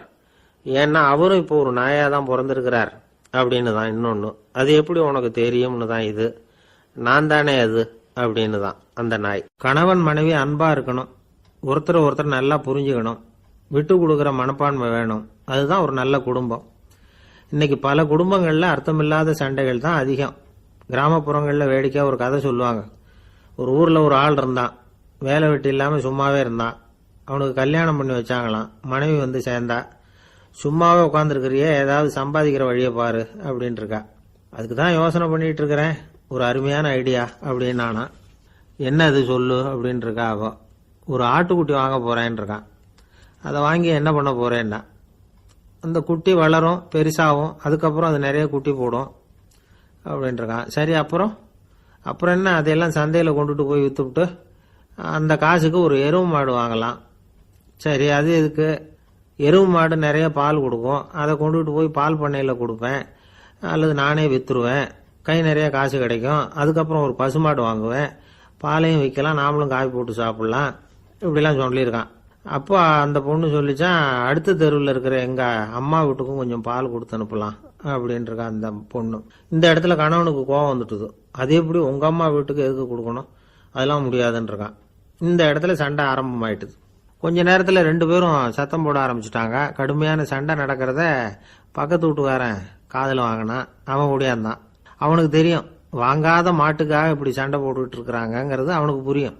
அவன் ஓடி சொன்னான், ஏண்டா உன்னோட பசுமாட்டை ஒழுங்கா கட்டி போடக்கூடாதான் இருக்கான். என்னடா சொல்றேன்னா இவன், உன் மாடு என் தோட்டத்துல மேய்ஞ்சுட்டுது, பயிரெல்லாம் நாசமாயிட்டுது, 10,000 ரூபா அளவுக்கு சேதம், அதை வாங்கிட்டு போறதுக்கு தான் வந்தேன், குடுறா 10,000 நானா. இவன் அரண்டு போயிட்டான். அப்புறம் சொன்னா, டே நான் இன்னும் மாடே வாங்கலையே, அதுக்குள்ள அது எப்படிடா உன் தோட்டத்துல மேயும், என்னடா உளர்றேன்னு இருக்கான்.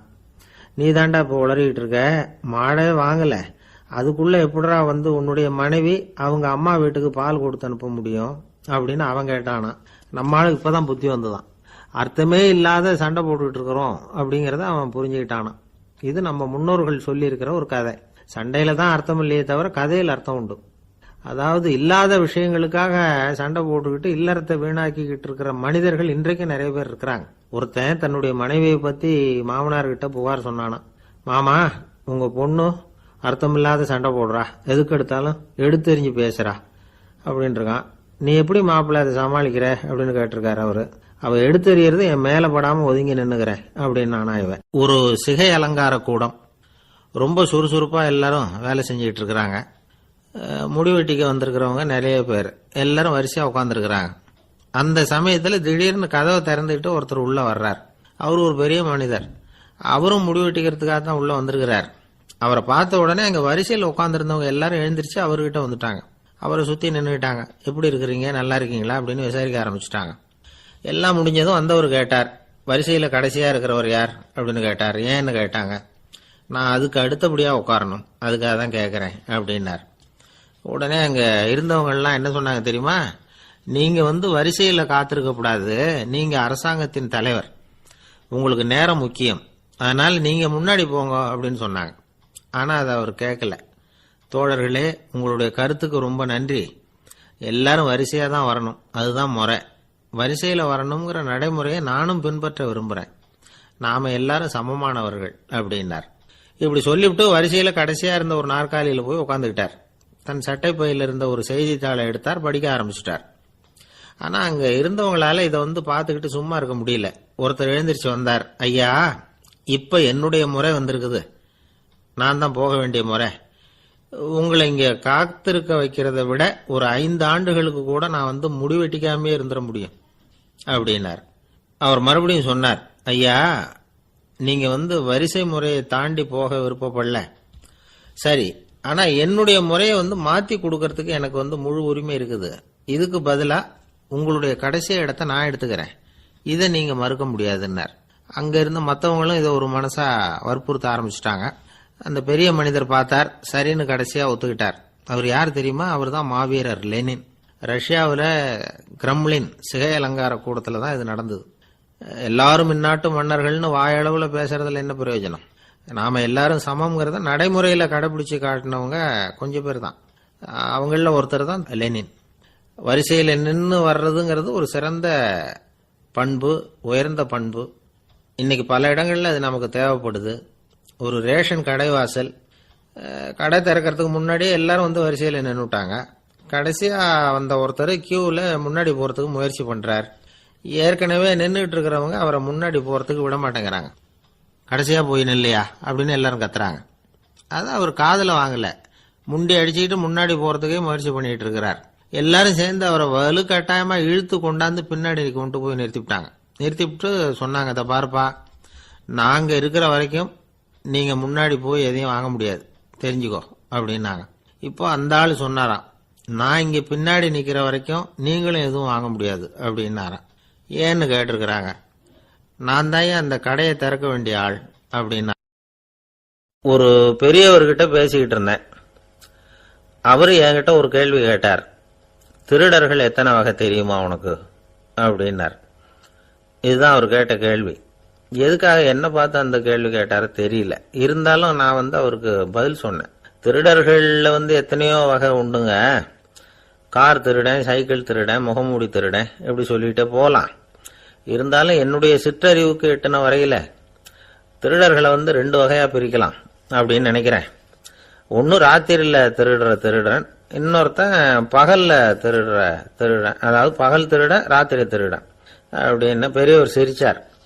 என்ன சிரிக்கிறீங்களே, என்ன கள்வர்கள் 4 வகை அப்படின்னு ஆரம்பிச்சார். எப்படின்னு கேட்டேன். சாப்பாட்டுக்கு இல்லாம திருடுறாங்க பாருங்க, அது ஒரு வகையாம். சாப்பாட்டுக்கு இருந்தும் திருடுறாங்க பாருங்க, அது ஒரு வகையாம். இதை தவிர இன்னும் ஒரு 2 வகை திருட்டு உண்டு. அது என்னன்னா, ஆண்டவன் கிட்ட இருந்து நாம திருடுற திருட்டு, இன்னொன்னு என்னன்னா நம்ம கிட்ட இருந்து ஆண்டவன் திருடுற திருட்டு அப்படின்னார். எனக்கு ஒன்னும் புரியல. என்ன சார் இது, ஆண்டவனையே திருடன்னு சொல்றீங்களே அப்படின்னு ஆச்சரியமா. ஆமாங்க, ஆண்டவனை கல்வன்னு சொல்றது இல்லையா. காஞ்சிபுரத்துக்கு பக்கத்துல திருக்கார்வனம் அப்படின்னு ஒரு ஊர் இருக்கு. அங்க உள்ள பெருமாளுக்கு கல்வர்னு தான் பேரு. அது மட்டும் இல்ல, திருமங்கை ஆழ்வார் தம்முடைய திரு நெடுந்தாண்டகத்துல கார் வனத்துள்ளாய் கல்வா அப்படின்னு தான் அழைக்கிறார் அப்படின்னு நிறைய உதாரணம்லாம் சொல்ல ஆரம்பிச்சார். அதுக்கப்புறம் அவர்கிட்ட பேசி நான் புரிஞ்சுக்கிட்ட விவரங்களை தான் நான் இப்போ உங்ககிட்ட சொல்ல போறது. அதாவது அவர் சொன்ன முதல் வகை திருடர்கள் சாப்பாட்டுக்கு இல்லாம திருடுறவங்க. இவங்களை திருத்தி போடலாம். சாப்பாட்டுக்கு இருந்தும் பணம் சேர்க்கணுங்கிற ஆசையால பொய் கணக்கெல்லாம் எழுதுறாங்க பாருங்க, அவங்க தான் 2வது வகை. 3வது வகை திருட்டு தான் மிகப்பெரிய திருட்டு. இறைவனுக்கு சொந்தமானதை நம்முடையதுன்னு நினைக்கிற திருட்டு. எது இறைவனுக்கு சொந்தமானது அப்படின்னா ஆத்மா. பகவானுக்கு சொந்தமான ஆத்மாவை நம்முடையதுன்னு நினைக்கிறது தான் அந்த மாபெரும் திருட்டு. இதுக்கு பேர் தான் ஆத்மாபகாரமா. சரி, இதுக்கு பரிகாரம் என்ன? எல்லாம் இறைவனுடையது, நமக்கு ஒன்றும் இல்லை அப்படின்னு நினைக்கிறது தான் இதுக்கு பரிகாரம். இதெல்லாம் இருக்கட்டும். 4வது திருட்டு ஒன்று சொன்னோம்ல, ஆண்டவன் நம்ம கிட்ட இருந்து திருடுறது. அது எப்படி? ஆண்டவனை கல்வன்னு சொல்றாங்க, அது சரி. அவர் என்னத்தை திருடினார்? இப்போ இன்னொருத்தருக்கு சொந்தமான ஒன்றை எடுத்து வச்சுக்கிறது தான் கள்ளத்தனம். ஆனா ஆண்டவன் எடுத்துக்கிட்டோம்னா இருக்கிறது எல்லாமே அவனுக்கு சொந்தம். அப்படி இருக்கிறப்போ அவரை எப்படி கல்வன்னு சொல்றது? இது என்ன புரியாம இருக்குதே அப்படின்னு சொல்லி பார்த்தா அதுக்கும் விளக்கம் சொல்றாங்க அவங்க. அதாவது ஆண்டவனுக்கு உருவமே கிடையாது, அரூபமா இருக்கிறவன், அதாவது உருவம் இல்லாம இருக்கிறவன். அப்படி உள்ள பகவான் நம்மள மாதிரி உருவத்தில் இருக்கிறான். நம்மள மாதிரியே கையை காலு மூக்கெல்லாம் இருக்குது ஆண்டவனுக்கு. இந்த உருவம் நம்ம கிட்ட இருந்து திருடினது தானே. அவன் தன்னுடைய உண்மையான திருமேனியை நமக்கு காட்டாம, அதாவது தரிசனம் கொடுக்காம இருக்கிறது கள்ளத்தனம் தானே. அதனால்தான் இதுவும் ஒரு பெரிய திருட்டு, இருக்கிறதுலயே மிகப்பெரிய திருட்டு அப்படிங்கிறார். என்கிட்ட பேசிக்கிட்டு இருந்தாரு, இந்த விஷயம்லாம் சொல்லிட்டு இருந்தாரு இந்த பெரியவர். அதாவது திருட்ட ஆன்மீக நோகத்துல அவர் பார்க்கிறார். நம்ம பார்வையில இதை விட அபூர்வமான திருட்டுலாம் இங்க உண்டு, அபூர்வமான திருடர்களும் உண்டு. ஒரு திருடன் சிறையிலிருந்து விடுதலையாகி வெளியில போனான். கொஞ்ச நாள்ல மறுபடியும் திரும்பி ஜெயிலுக்கு வந்துட்டான். அப்போ சிறை அதிகாரி அவனுக்கு அறிவுரை சொன்னாராம். ஏன்பா இப்படி அடிக்கடி தப்பு பண்ணிவிட்டு ஜெயிலுக்கு வந்துடுறியே, உனக்கு சொந்த பந்தம் எதுவும் இல்லையா? உனக்கு அப்பா அண்ணன் தம்பிகள் அவங்க கூட எல்லாம் சேர்ந்து வாழணுங்கிற ஆசை இல்லையா அப்படின்னு கேட்டிருக்கார். அவங்களோட சேர்ந்து வாழணுங்கிற ஆசை எனக்கு நிறைய உண்டுங்க சார் அப்படின்னு அவன். அப்புறம் எதுக்கு இப்படி ஜெயிலுக்கு வந்துடுற அப்படின்னாரான் அவரு. அவங்க எல்லாருமே இங்கே தானே சார் இருக்காங்க அப்படின்னு அவன். நம்ம கிட்ட ஒருத்தன் தப்பா நடந்துகிட்டானா உடனே நாம என்ன செய்வோம்? கையை ஓங்கிட்டு அவனை அடிக்க போவோம். நாம அவங்கிட்ட அவனை விட ஒருபடி மேலா தப்பா நடந்துக்குவோம். ஆனா பெரியவங்கெல்லாம் அப்படி நடந்துக்கிறது இல்லை. இன்னா செய்தாரை ஒருத்தல் அவர் நாண நன்னயம் செய்து விடல் அப்படின்னு வள்ளுவர் சொல்லியிருக்காரு இல்லையா? அதுக்கு தகுந்த மாதிரி நடந்துக்குவாங்க. பாயசித் விஸ்தாமிங்கிறவர் ஒரு பெரிய ஞானி. அவர் ஒரு நாள் ராத்திரி ரொம்ப நேரம் மசூதியில் இருந்துட்டு வீட்டுக்கு திரும்பி வந்துகிட்டு இருக்கிறார். வழியில ஒரு குடிகாரன், அவன் கையில ஒரு இசை கருவி, அதை கண்ணா பின்னான்னு மீட்டிக்கிட்டு வாய்க்கு வந்தபடியே என்னத்தையோ பாட்டுன்னு நினைச்சுக்கிட்டு பாடிக்கிட்டு அவன் பாட்டுக்கு கிடக்குறான் வழியில. அதோட இருந்தாலும் பரவாயில்ல, அந்த பக்கமா வழியில போறவங்க வர்றவங்களை எல்லாம் பார்த்து கண்ணா பின்னான்னு திட்டிகிட்டு இருக்கிறான், ரொம்ப வளர்க்குறான். பாயசித் பிஸ்தாமிங்கிற அந்த பெரியவர் அந்த வழியா போறார். அவனை பார்க்கிறார். அவனுடைய நிலைமைய பார்த்துட்டு பரிதாபப்படுறார்.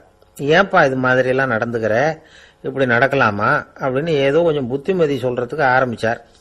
அவனுக்கு கோபம் வந்துட்டுது. கையில வச்சிருந்த வாத்திய கருவி அதால ஓங்கி அந்த பெரியவர் தலையில ஒரு அடி கொடுத்தான். ரத்த காயம் ஏற்பட்டு போச்சு. அவன் கையில இருந்த இசை கருவியும் அடிச்ச வேகத்துல 2ஆ உடைஞ்சு போச்சு. அவ்வளவு வேகமா அடிச்சிருக்கான். இவ்வளவு தூரத்துக்கு நடந்து போச்சுல்ல, அந்த மாபெரும் ஞானி வாயை திறந்து ஒரு வார்த்தை கூட பேசல. பேசாம தலையை பிடிச்சிக்கிட்டு அவர் பாட்டுக்கு போயிட்டார். மறுநாள் அந்த பெரியவர் என்ன பண்ணார் தெரியுமா? கொஞ்சம் இனிப்பு பண்டங்கள், கொஞ்சம் பணம், இது 2ஐயும் ஒரு ஆள் மூலமா அனுப்பி வச்சார் அந்த குடிகாரனுக்கு. அவனுக்கு ஒன்றும் புரியல. என்ன விவரம்னு விசாரிச்சான். வந்த ஆளு ஒரு கடுதாசியை நீட்டினான். அதுல விவரம் இருந்தது. ஞானி எழுதியிருக்கிறார், இதை பார்ப்பா, உங்களுடைய இசைக்கருவி உடையறதுக்கு என்னுடைய தலை காரணமா ஆயிட்டுது. அதுக்காக நான் ரொம்ப வருத்தப்படுறேன். அதுக்காக தான் பணம் அனுப்பி வச்சிருக்கேன். வேற புதுசா ஒரு இசைக்கருவி வாங்கிக்கோ. அப்புறம் இன்னொரு விஷயம், நேற்றுக்கு ராத்திரி என்கிட்ட ஏகப்பட்ட கசப்பான வார்த்தைகளை பேசினேன்.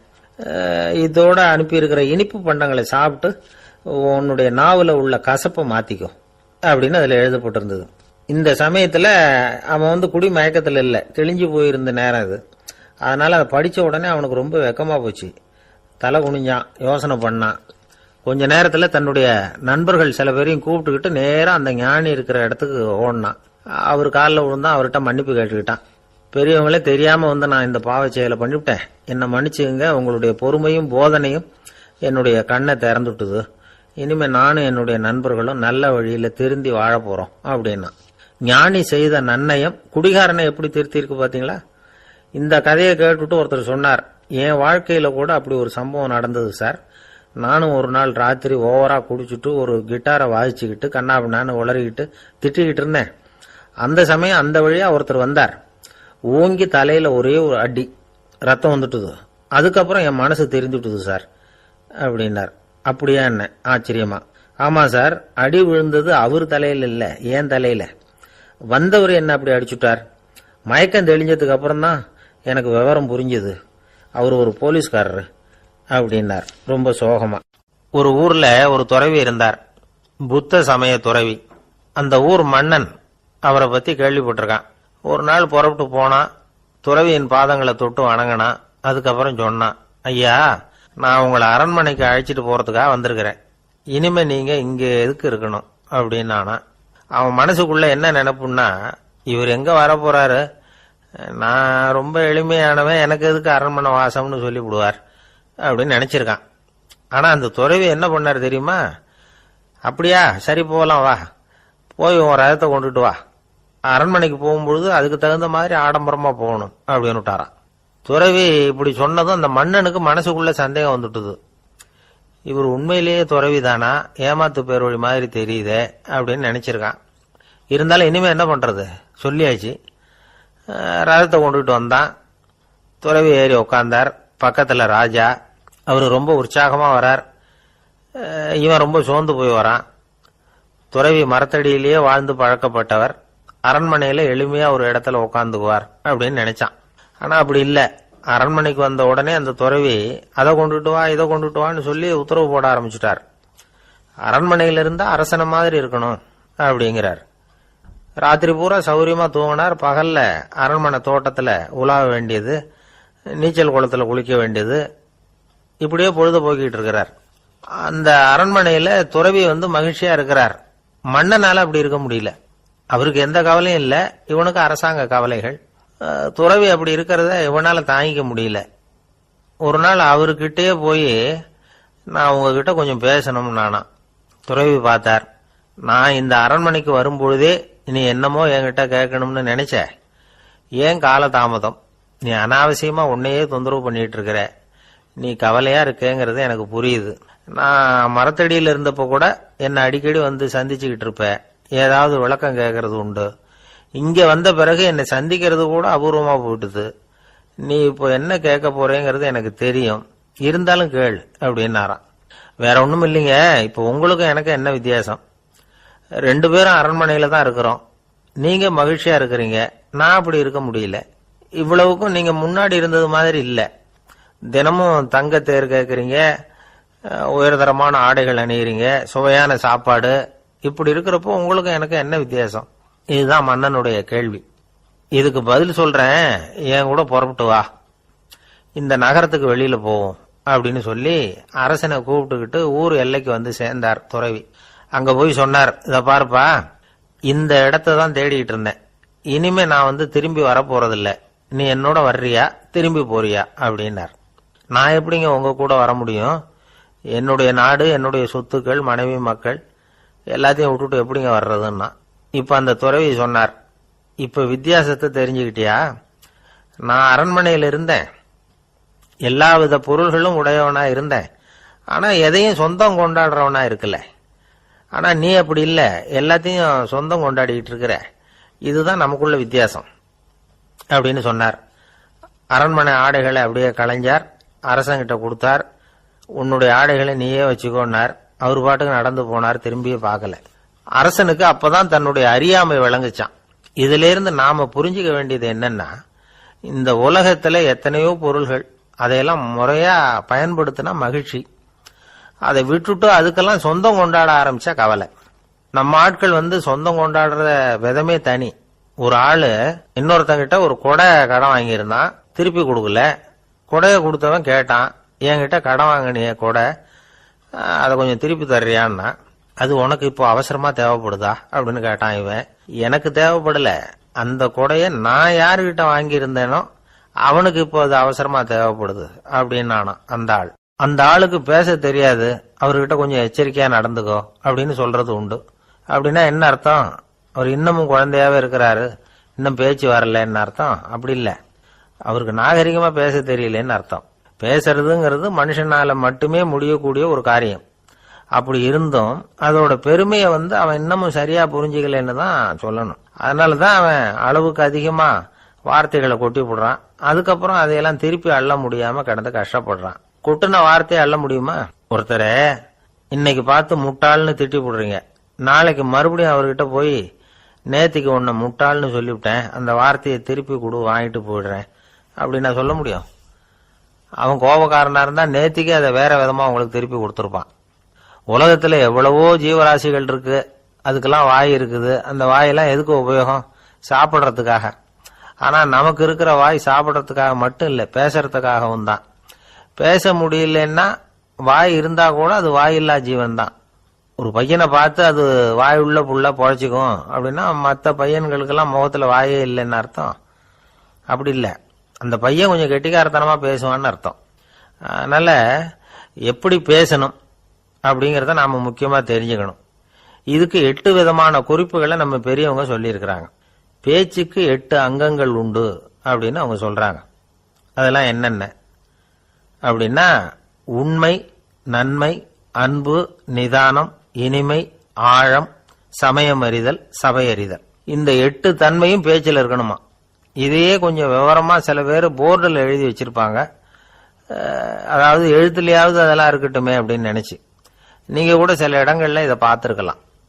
அதாவது உண்மையே பேசுக, நன்மையே பேசுக, அன்பாக பேசுக, நிதானமாக பேசுக, இனிமையாக பேசுக, ஆழமுடையதாக பேசுக, சமயமறிந்து பேசுக, சபையறிந்து பேசுக, இப்படி எழுதி வச்சிருப்பாங்க. இந்த 8 அம்சமும் சரியா பொருந்தி இருந்தாதான் அது பேச்சு. மற்றதெல்லாம் பேச்சாயிடாது. பேச்சு ஒரு சிறந்த கலை. எல்லாத்தையும் விட பேசாம இருந்தும் பழகணும், அது ரொம்ப முக்கியம். உண்மையே பேசணும். சத்தியத்துக்கு மதிப்பு கொடுக்கறவங்கள தான் சரித்திரம் மதிக்கும். உண்மை பேசினா மட்டும் போதாது, அந்த உண்மையில நன்மை கலந்துருக்கணும். கொலைகாரனுக்கு பயந்துகிட்டு ஒருத்தன் உங்க வீட்டுக்குள்ள ஒளிஞ்சிருக்கிறான். அந்த முரட்ட ஆசாமி கையில அரிவாளோட அவன் இங்க வந்தானான்னு உங்ககிட்ட கேட்கறான்னு வச்சுங்க. உண்மைதான் உயர்வு தரும் அப்படின்னு நினைச்சுக்கிட்டு, ஆமா உள்ளதான் இருக்கிறான், அடுப்பங்கரையில குதிருக்கு பின்னாடி உட்காந்துருக்கிறான், போய் பிடிச்சிட்டு போங்க அப்படின்னு சொல்லுவீங்க? அது நன்மை இல்லாத உண்மை. அதனால பிரயோஜனம் கிடையாது. அதே மாதிரி உங்க பேச்சில் அன்பு இருக்கணும், நிதானம் இருக்கணும், இனிமை இருக்கணும், சிந்தித்து பேசணும். சமயம் அறிந்து பேசுறதும் முக்கியம். அதை பத்தி நமக்கு வேற யாரும் சொல்லிக் கொடுக்க வேண்டியதில்லை. எந்த நேரத்துல யாருக்கிட்ட எப்படி பேசினா காரியம் நடக்கும் அப்படிங்கிறது நமக்கு நல்லா தெரியும். அது கைவந்த கலை. அவையறிந்து பேசுற திறமை பேச்சாளர்களுக்கு ரொம்ப அவசியம். அது இல்லைன்னா நிலைமை பரிதாபமாயிடும். ஒரு பேச்சாளர் ரொம்ப மும்முரமா பேசிக்கிட்டே இருந்தாராம். ரொம்ப நேரம் நிறுத்தவே இல்லை, பேசிக்கிட்டே இருக்கிறார். சபையில் இருந்தவங்க எல்லாம் ஒவ்வொருத்தரா எழுந்திரிச்சு போய்கிட்டே இருக்கிறாங்க. கடைசியில 2 பேர் தான் அக்கறையா பேசுறவரை கவனிச்சுட்டு உட்காந்துருந்தாங்களாம். மேடையில பேசிக்கிட்டு இருந்தவர் அவங்கள பார்த்து சொன்னாராம், எனக்கு கூட்டம் முக்கியம் இல்ல, எவ்வளவு பேர் என் பேச்சை கேட்கறாங்க அப்படிங்கறது முக்கியம் இல்ல. நீங்க 2 பேராவது ஊக்கமா என்ன கவனிச்சுக்கிட்டு உட்காந்துருக்கிறீங்க, அது போதும். உங்களுக்காகவே நான் பேசிக்கிட்டு இருக்கிறேன் அப்படின்னார். இதை கேட்டதும் உட்கார்ந்திருந்த 2 பேர்ல ஒருத்தர் எழுந்திருச்சு, அப்படி இல்லைங்க, நாங்க 2 பேரும் நீங்க பேசி முடிச்ச உடனே தொடர்ந்து பேச வேண்டிய ஆளுங்க, அதுக்காக தான் காத்துக்கிட்டு இருக்கிறோம், சீக்கிரம் முடிங்க அப்படின்னாங்களாம். ஒரு ஊர்ல ஒரு புகழ்பெற்ற பத்திரிகையாளர் இருந்தார். அவரு ஒரு நாள் திடீர்னு இறந்து போயிட்டார். அதுக்கப்புறம் நேரா சொர்க்கத்துக்கு போனார். சொர்க்கத்தின் வாசல்ல நின்றுகிட்டு இருந்த ஒருத்தர் அவரை தடுத்தார். இத பாரு, ஏற்கனவே இங்க 12 பத்திரிகையாளர்கள் இருக்கிறாங்க, அவங்களுக்கே இங்க வேலை இல்லை.